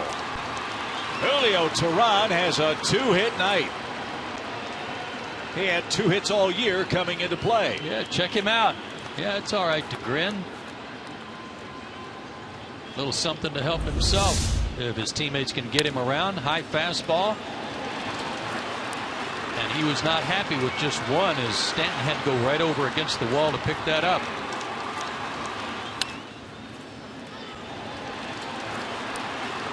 Stand-up double. Let's get him over and get him in. Tie this thing up. Hayward takes a ball. 1 ball, no strikes. Jason is single. He's bounced to first with the pitcher covering, and he's hit into a double play.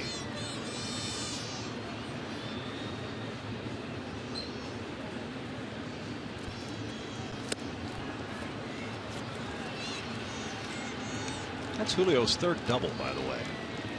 3 doubles last year, I should say. Let me correct myself. 3 doubles last year. He's a good hitting pitcher. Yeah. Handles the bat. They may start shifting for him, though, over near the line. 2-0. And a shot toward left center field. That's going to get down and roll for a while. Hayward's tied the game. He's got 2. He's going to try for 3. And he's going to be in safely.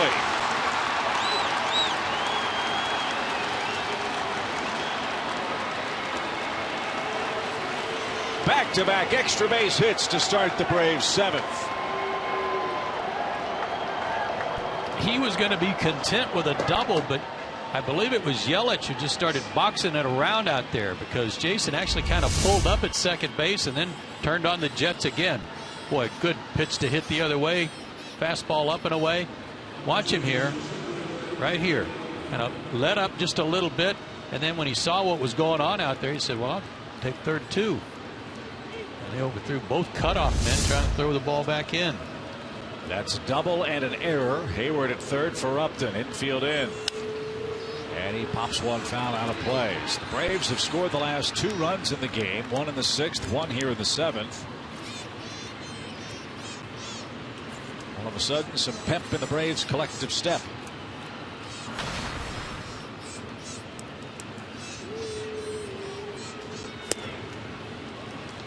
Oh, 2. Mike Dunn starts to work in the Marlins pen. Aside from their closer, Mike Dunn's been the most effective guy they've had late in the ball game.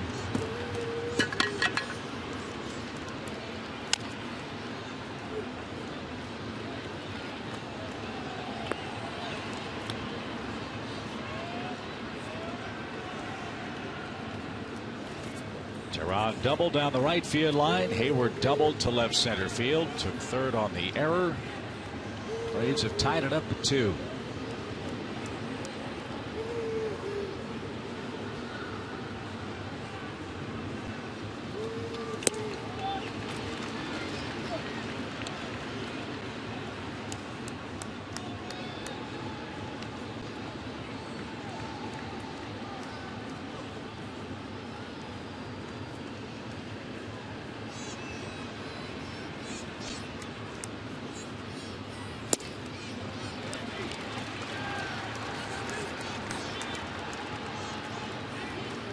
Trying to be careful here.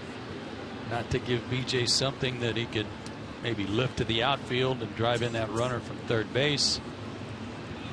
And as a result, given his command issues throughout the game, he may. Hard hit ball toward left. Yelich diving play, makes the grab. Hayward tags, and he'll score standing up. Say may make a mistake, and he did. Good read by Jason Hayward. Some great base running by him again. Taking the extra base on the boot out there, and then reading that beautifully. Once Yelich hit the ground, Jason took off.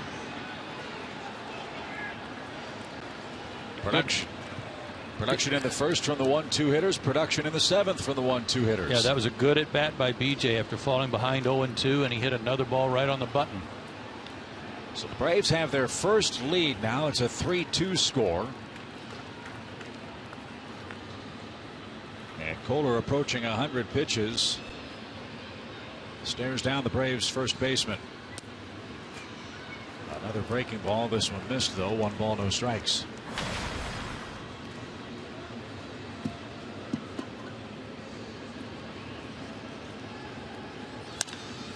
To the right side. Lucas has it. The peg to first in time, 2 out.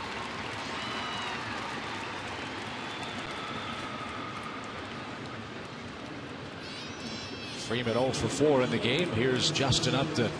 He's 0 for 2 with a walk, but a run scored. Julio Teheran is pitching and batting like an ace tonight. 2 first-inning runs and nothing else since. He's added 2 runs, or 2 hits, I beg your pardon, of his own.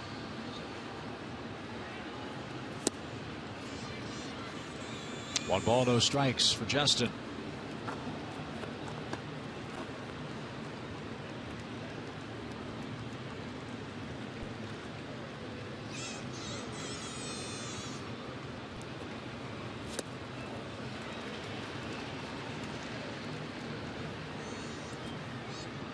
The slowest pitch he's thrown all night, 77 miles an hour, and he got away with location.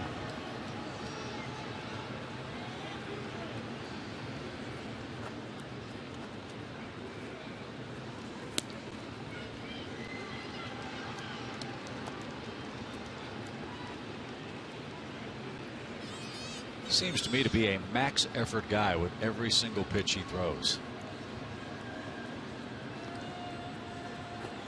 He is. High fly to left. Yelich will drift back onto the warning track, and he's going to have room. Anyplace else, that's a long homer, but not here in Miami, where the Braves have scored twice in the top of the 7th and have their first lead of the night for Julio Teheran.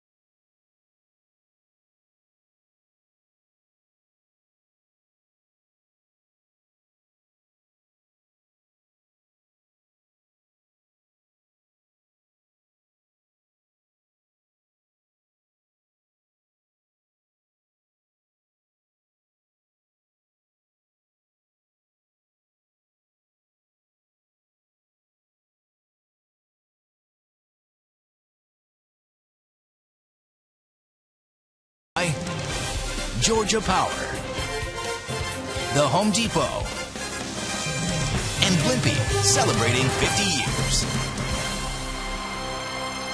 Well, that's more like it. The Braves are in front. 3-2, they lead Miami.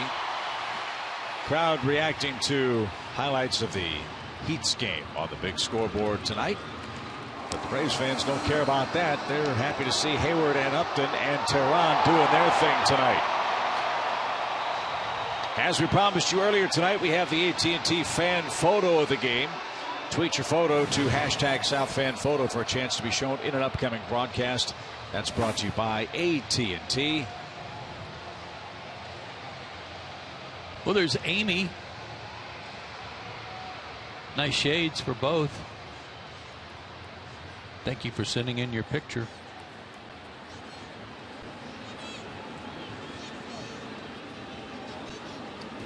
Here's Garrett Jones. First base has been an issue for the Marlins for quite a while.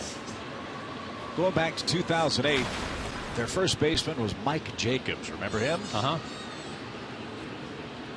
They've had Jorge Cantu, Gabby Sanchez, Carlos Lee, Logan Morrison, and now Garrett Jones handle first.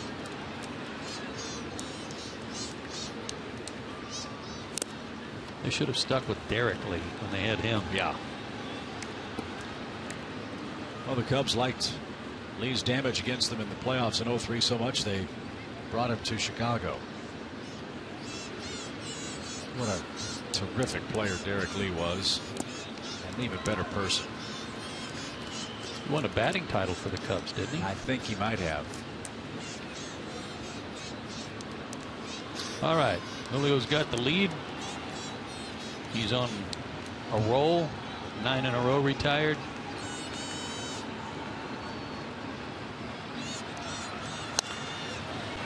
Jones pulls that into the seats foul, and it's a 2-2 count.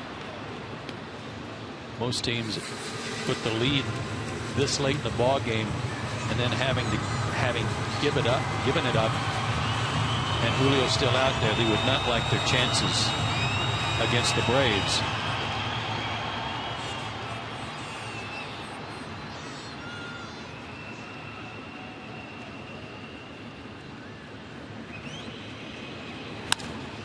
In the air to center. And right at B.J. Upton, who's got it for out number 1. That's 10 straight. That home run by Stanton in the first inning also snapped his consecutive scoreless string, shutout string at 15 1/3 innings. But he's gone on to shut him out for 5 more innings. That's something else ace pitchers do. As the game goes on, they finish stronger. He's trying to do that tonight with Saltalamacchia up there. He's 0 for 2. I had Gretchen look it up for us, and I was right in my dreaming about Teheran's homers. He's given up 9 now, and 5 of the 9 have come in the first 2 innings. Popped up. Upton is there. Had a little trouble with the roof, but hung with it and made the play to retire Saltalamacchia. 2 down.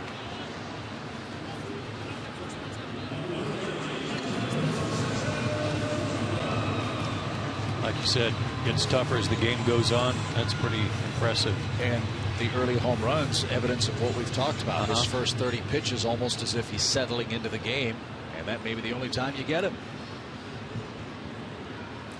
It's been the case so far tonight. Boys, he looked good. Here's Ozuna.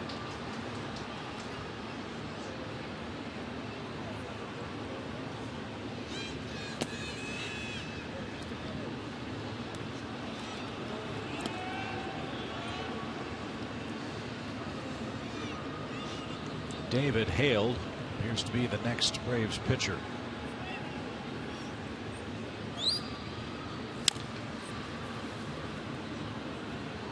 One ball, one strike. You might recall 2 starts ago, Teheran threw 127 pitches in that complete game. Right. Then the Braves were very careful with him. Let him go 6 against Colorado.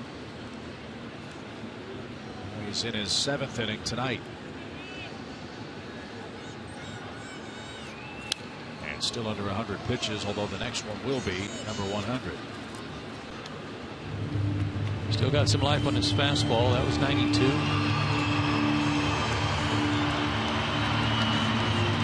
He's wiry strong.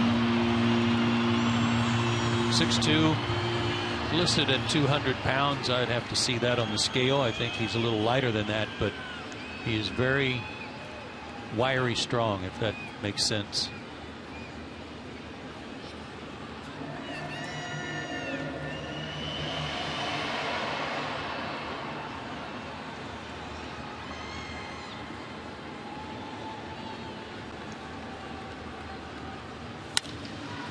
Popped up. Freeman gives chase, but he'll have no play.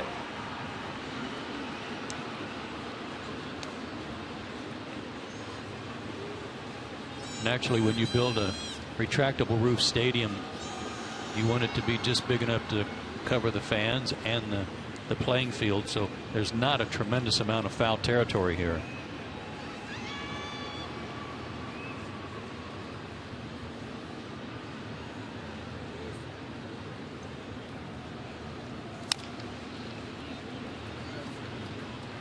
Ozuna's hanging tough.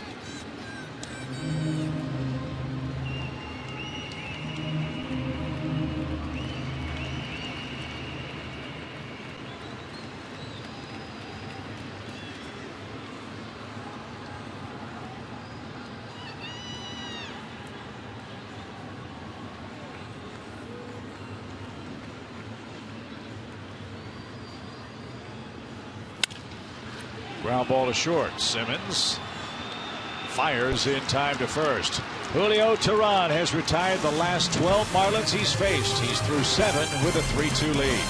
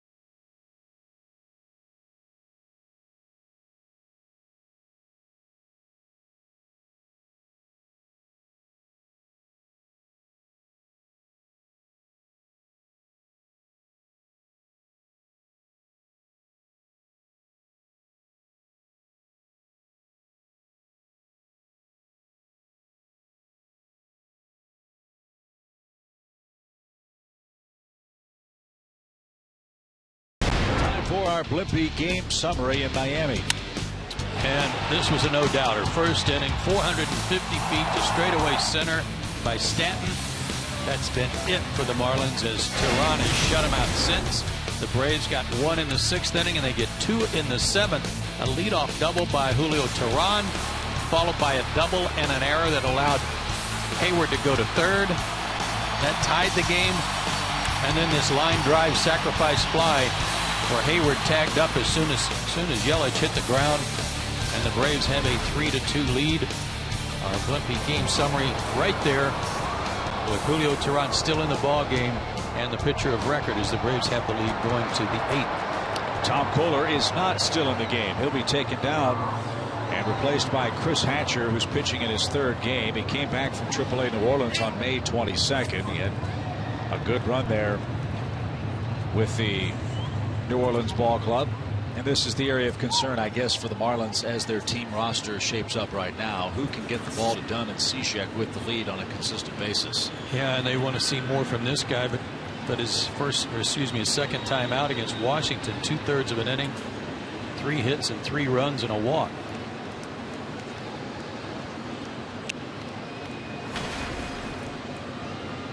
So Hatcher will face Gaddis in the 8th.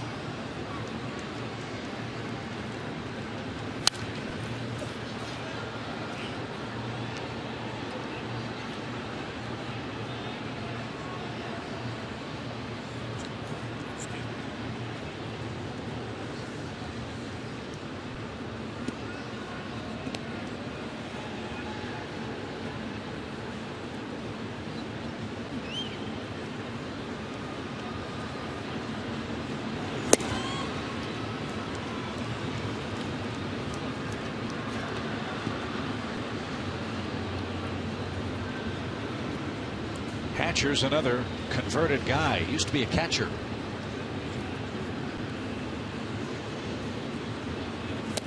And he made his major league debut as a pitcher July 16th, 2011 when he faced the Cubs.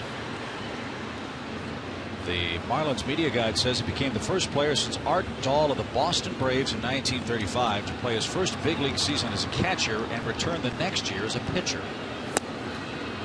Who was he? What organization was he a catcher? It says here the Marlins. He's a lifetime Marlin. Huh.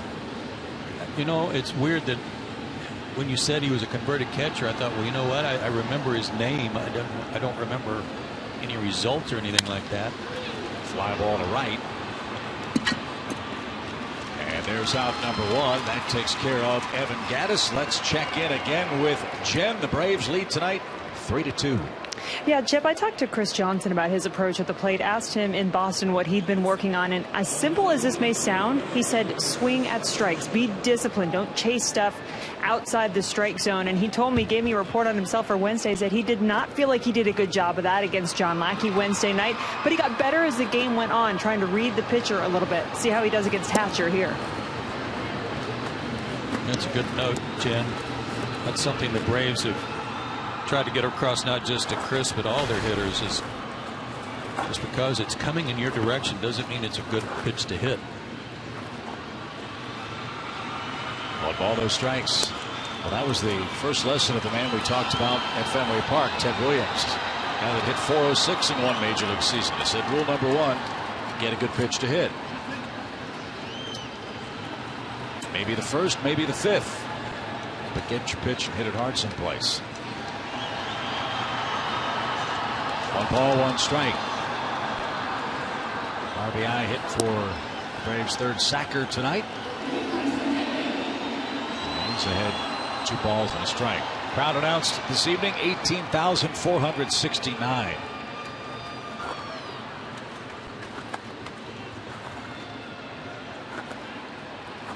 Well, that would be about half of capacity, and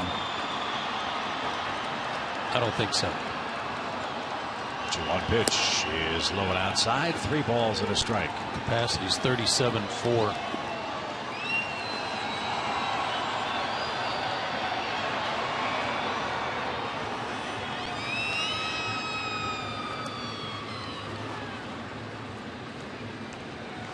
There's Mike Redmond's view as Johnson flies towards center. Ozuna has got to catch that, and he's there for out number 2.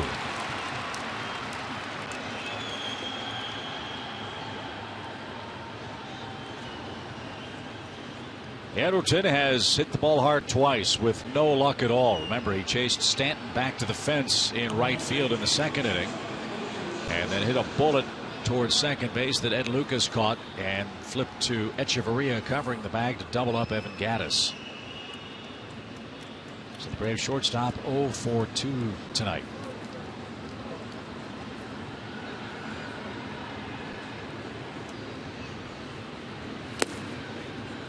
Tehran's now over 100 pitches. The Braves bullpen continues to work, but now it's Luis Avilan. He may have someone else join him. So we'll see if Tehran goes back out for the 8th. Someone else is joining him. David Carpenter's grabbed a baseball.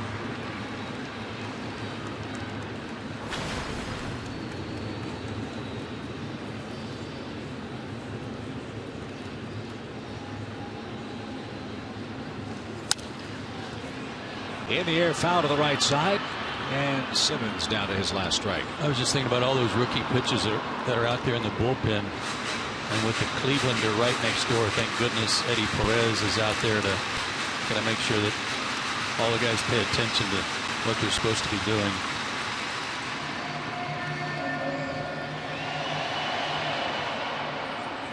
Clevelander can be a little distracting.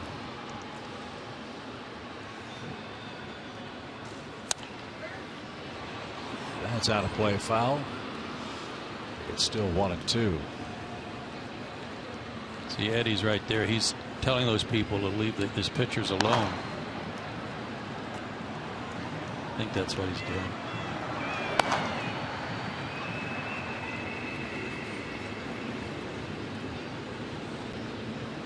One ball, 2 strikes. In the air to center again. Ozuna will catch it. And Hatcher works a 1-2-3. 8th inning. Marlins are up 8-9-1. Down 3-2.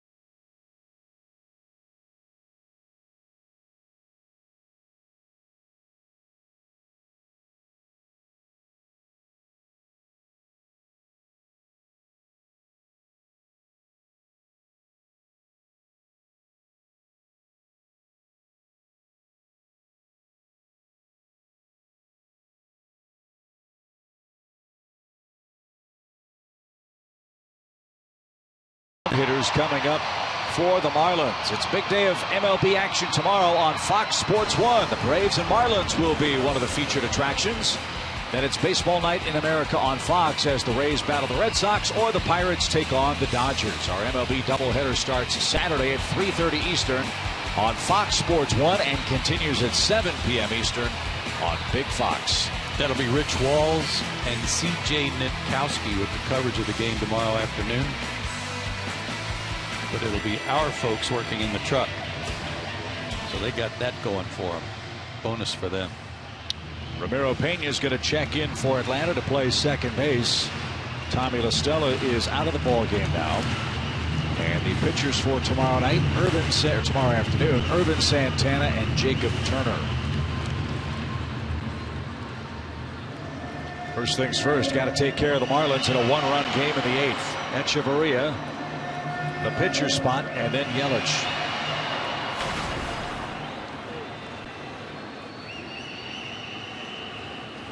Echeverria 1 for 2 in the game.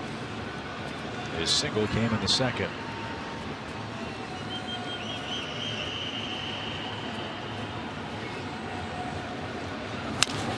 Bouncer toward third. That's a fair ball off Johnson's glove. Long throw pulls Freeman off the bag. So the tying runs on for Miami in the 8th inning.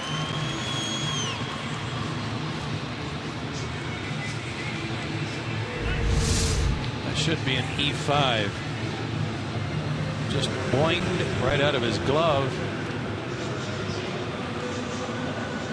Did they just say base hit? Oh, good grief. They've already changed an error. least to the Braves good. Jason Hayward is credited now with a triple for his hit in the 7th inning. That becomes an earned run for Kohler, who gave up 3 in total. So an infield hit for Echeverria. Donovan Solano will come on and pinch hit. He shows bunt. Ball boxed by Gaddis, but no advance by Echeverria.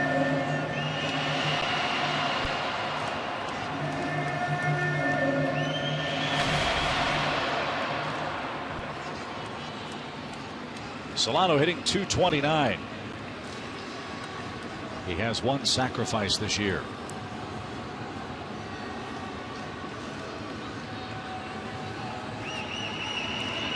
Close play. Ooh. Thought he had him.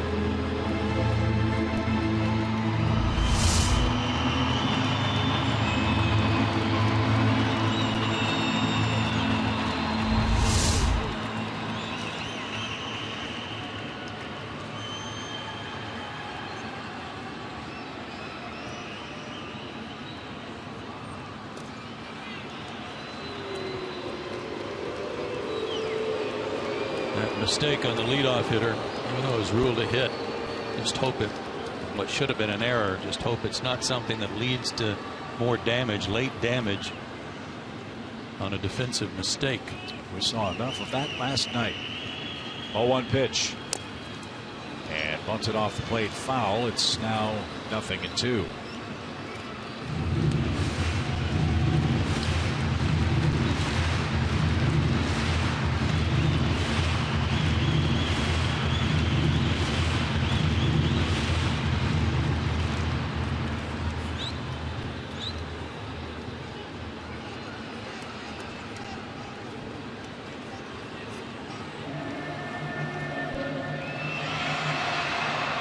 Davis is saying the count is 1-1. Wow. Okay. So the count is officially 1 ball, 1 strike. That changes the whole complexion of this sequence.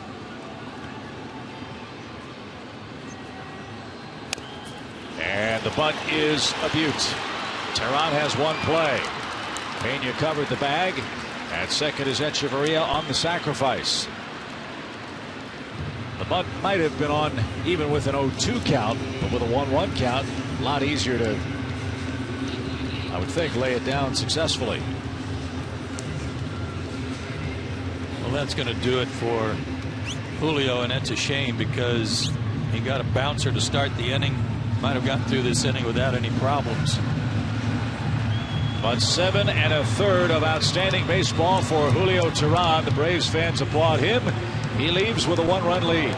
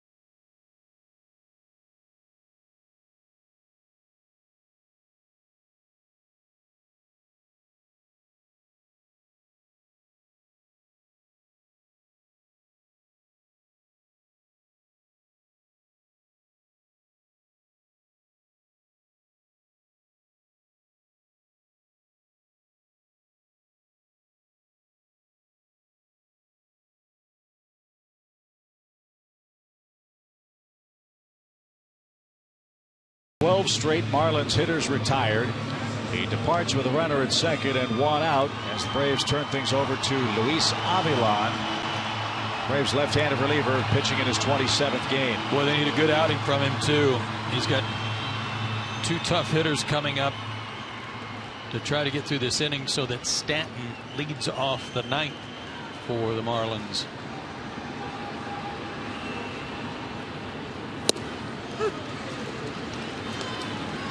Yelich is hitless tonight.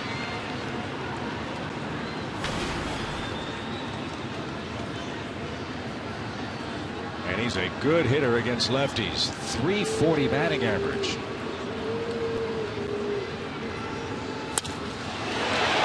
the air towards center. That's deep but playable. BJ with the catch. Echeverria will tag and make his way to third base. But now there are 2 outs.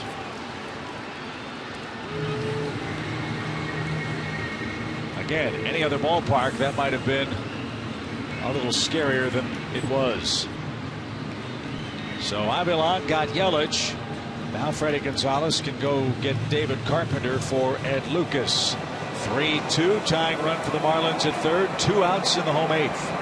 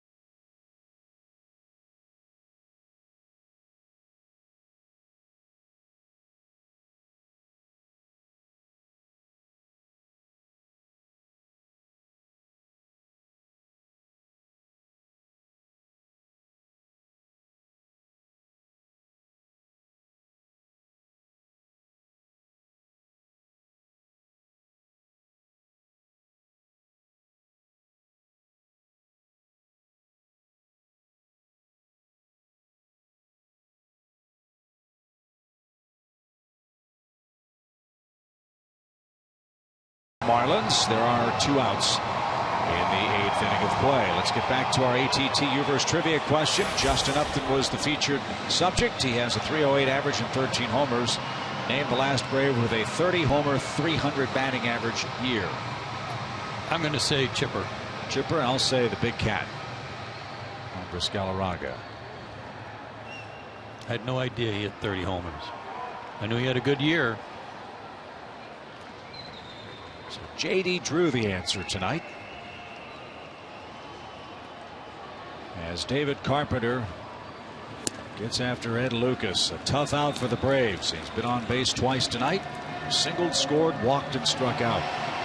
Well, as you talk about so many times, Chip, that first batter and then inherited runners, they both come into play here with 2 out and the tying run at third. And Stanton on deck.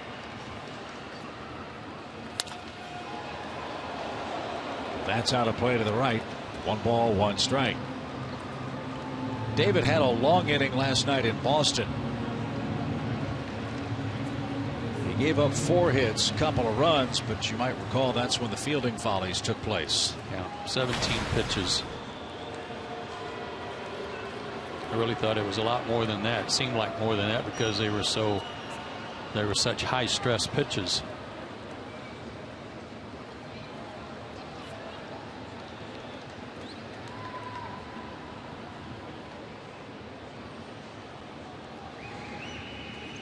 Echeverria led off with a hit. Now Lucas sprays 1 foul past Perry Hill, the Marlins first base coach, and he's down to his last strike. Well, he's not going to be able to get one between Freddie Freeman and the line. Freddie's almost got his left foot on the chalk.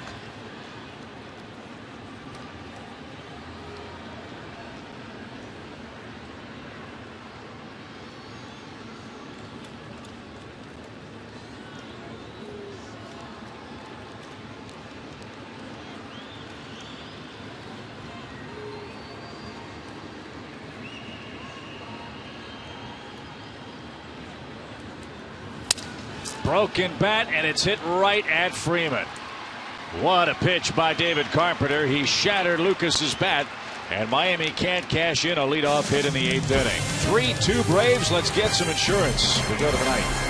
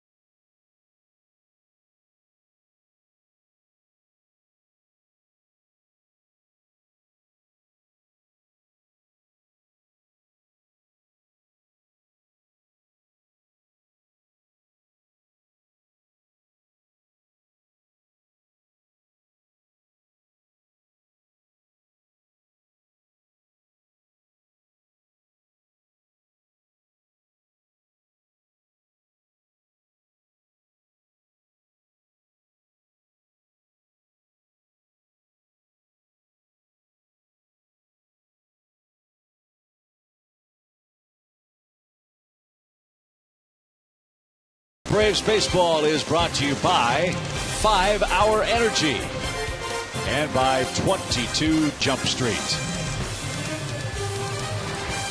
Fun game for the Braves in Miami tonight, trying to break through for the first time in this ballpark in 2014. They gave up 2 early runs on a Giancarlo Stanton mammoth home run, but Julio Teheran has given up nothing since. And now Dan Jennings will pitch the 9th for the Fish as the Braves look for a little insurance, leading 3-2. Would it sure be nice, wouldn't it, to have a little breathing room for Kimbrel in the 9th? Ramiro will get his first at bat. Maybe he can get something started. Let's not forget Teheran on the mound, outstanding, with 2 runs, 5 hits, and 7 1/3. He also had 2 hits and scored the game-tying run for the Braves in the 7th inning. And that was a double. So Pena, then Dan Uggla, then Jason Hayward.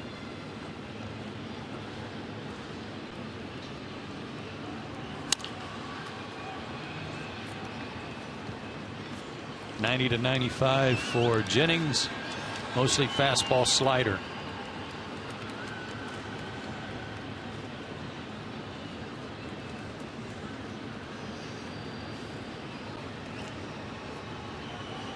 Well, they are not afraid to do the old Miami-New Orleans shuffle with their relief corps, are they? Jennings has been with the big league club 3 separate times already in the first 2 months of the season.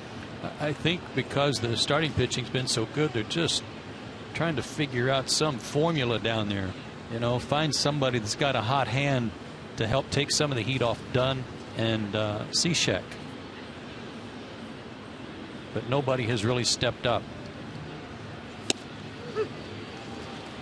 1 ball, 2 strikes.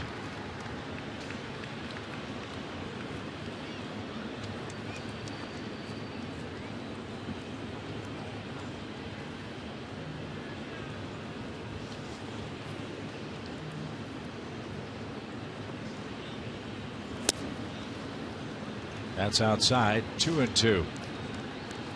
Washington's winning big tonight. They're clobbering Texas 9-2. Steven Strasburg started that game. Phillies and Mets tied 5-5 in the 8th. Here it's 3-2 Braves in the 9th. And into the seats foul.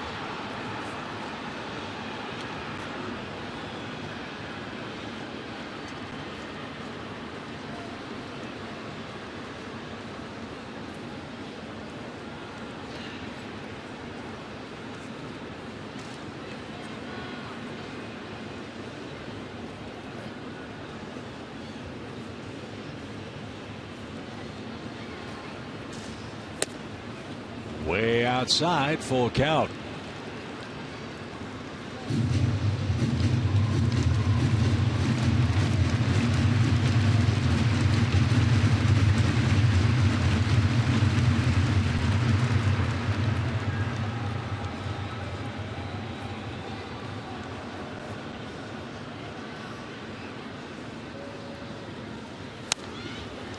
Good at bat by Pena continues. Good battle. When you come off the bench and you only get one at bat, and you're able to foul off a few pitches and able to see everything he's throwing, then that's a good thing for you as a hitter.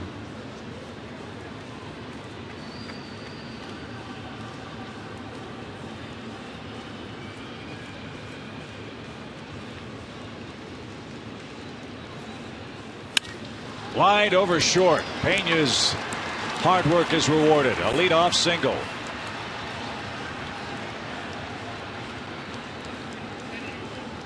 Nice turn on that too.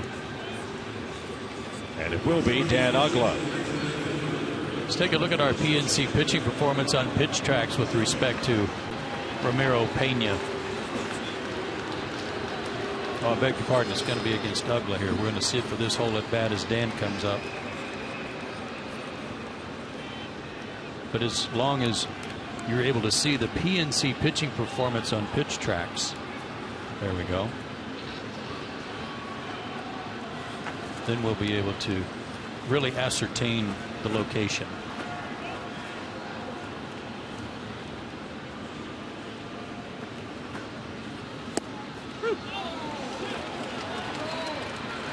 Bottom part of the strike zone, right down the heart of the plate. Strike one.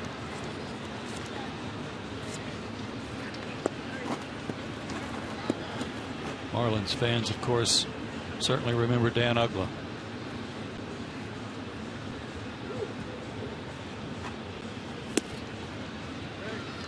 One ball, one strike. Dan, you might recall, was a Rule 5 selection by the Marlins off the Arizona Diamondbacks roster. That's where Dan began his professional career. He was a Diamondback. Got to the big leagues in 2006 and hit 27 home runs his first major league season.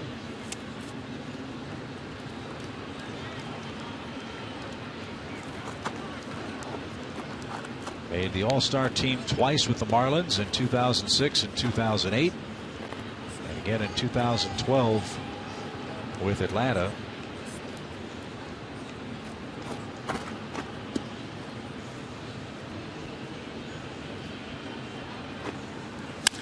And a sharply hit ball to Echeverria. Lucas will turn it, and it's a double play.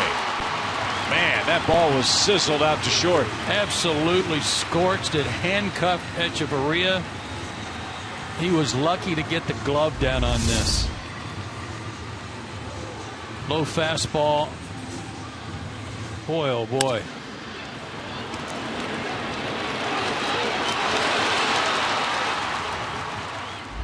A one-hop rocket.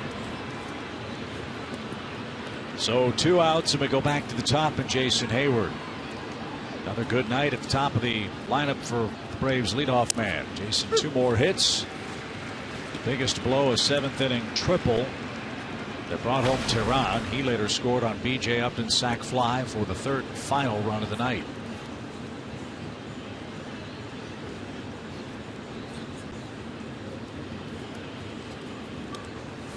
A 2-run 7th. The difference today for the Braves. We talked about the scarcity of big innings for this Atlanta offense earlier. Their 43rd inning of 2 or more runs this season tonight.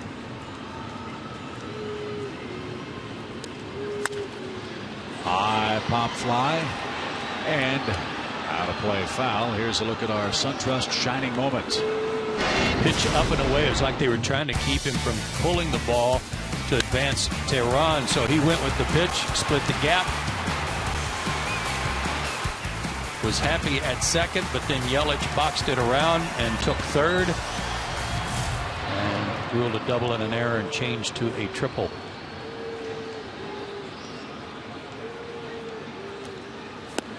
A swing and a miss by Hayward, and Jennings a nice job in the top of the 9th inning. Bottom of the ninth inning. What a matchup to start the frame. Stanton versus Kimbrel next.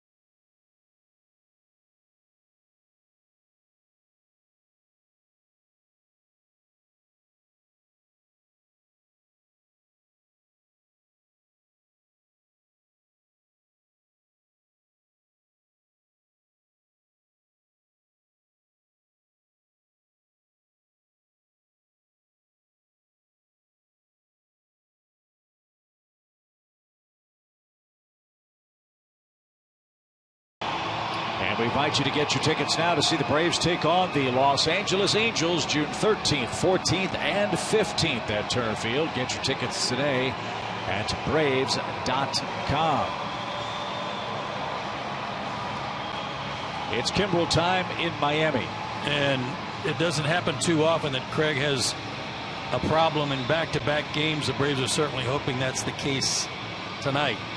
But he admitted after the loss last night that he didn't really talk about the errors that were made in the 8th and 9th inning. He talked about the fact that he walked the first two guys in the 9th inning and that was unacceptable. So what a matchup. Power versus power. Stanton showed his in the opening inning.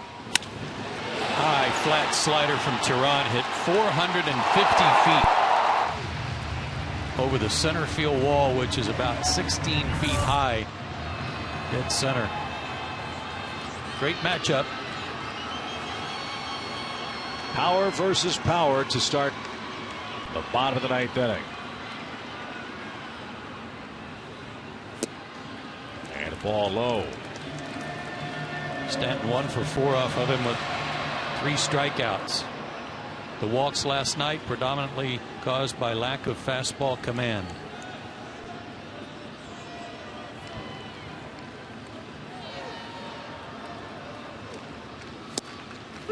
There's a strike to even it up.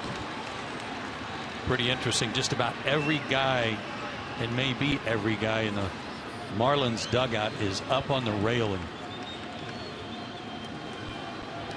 Matchup everybody wants to see.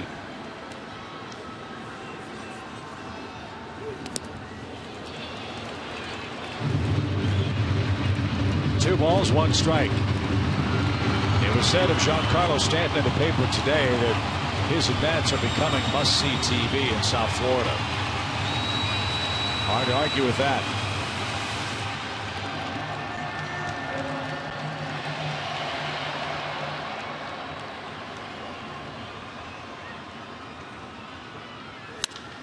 High pop, shallow right.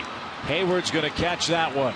And Stanton is big, out number 1 in the 9th.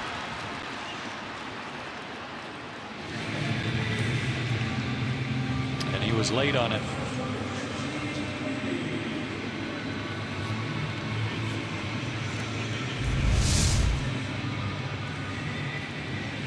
Fastball that had a lot of the plate too. He's tardy. Casey McGee is looking for his 19th multi-hit game of the season. He singled back in the 4th. And breaking ball low, 1 ball, no strikes.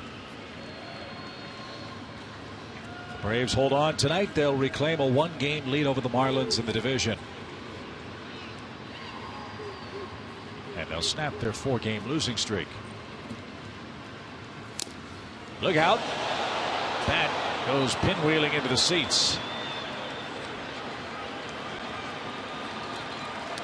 It'll also snap the mojo that the Marlins had over the Braves in this ballpark at the beginning of the season.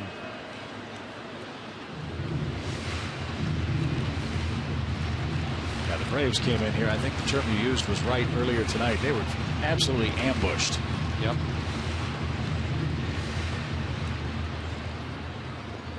Well, nobody, I mean, you had a good idea because they had already put up a pretty good record at the beginning of the year here, but nobody knew they were going to be this good at home.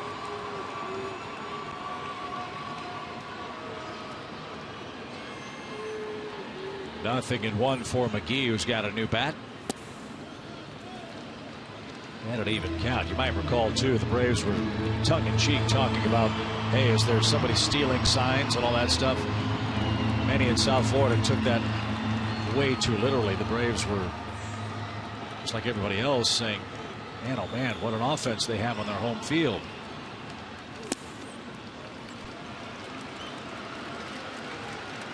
And when asked about it before this series, Freddie Gonzalez said, we're not changing our signs when we go to Miami. No.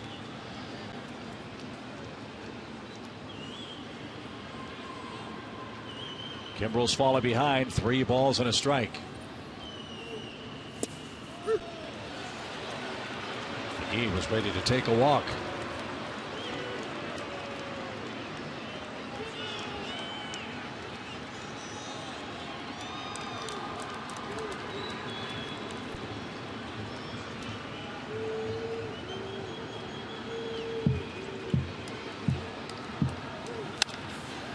Another chance for Hayward in right. And near the line, he'll get that one. 2 outs.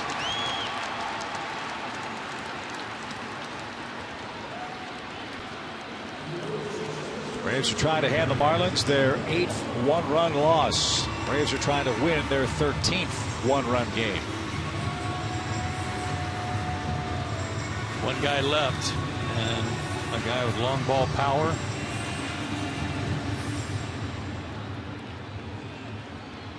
Oh for 3 tonight. It's Garrett Jones, the first baseman. 0-1.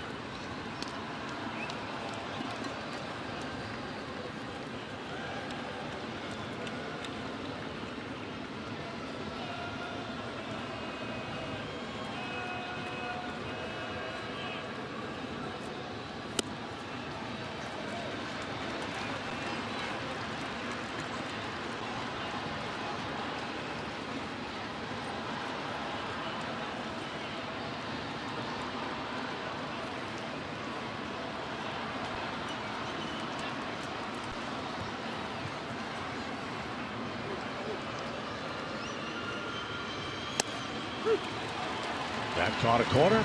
2 balls and a strike. That was a good spot. Jones didn't like that call. He thought it was fastball running away from him at 96.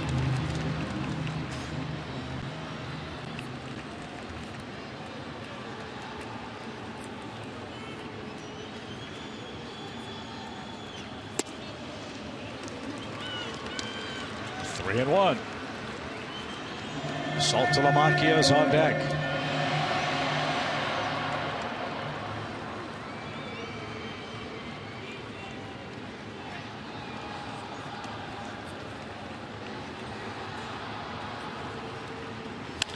High fly ball hammered right center field. Upton is there. He's going to catch it on the track. And the Braves beat the Marlins 3-2 after Jones put a scare in everyone. Got my attention. The 4-game losing streak comes to a close in South Florida. The Braves win 3-2. We're back with more after this.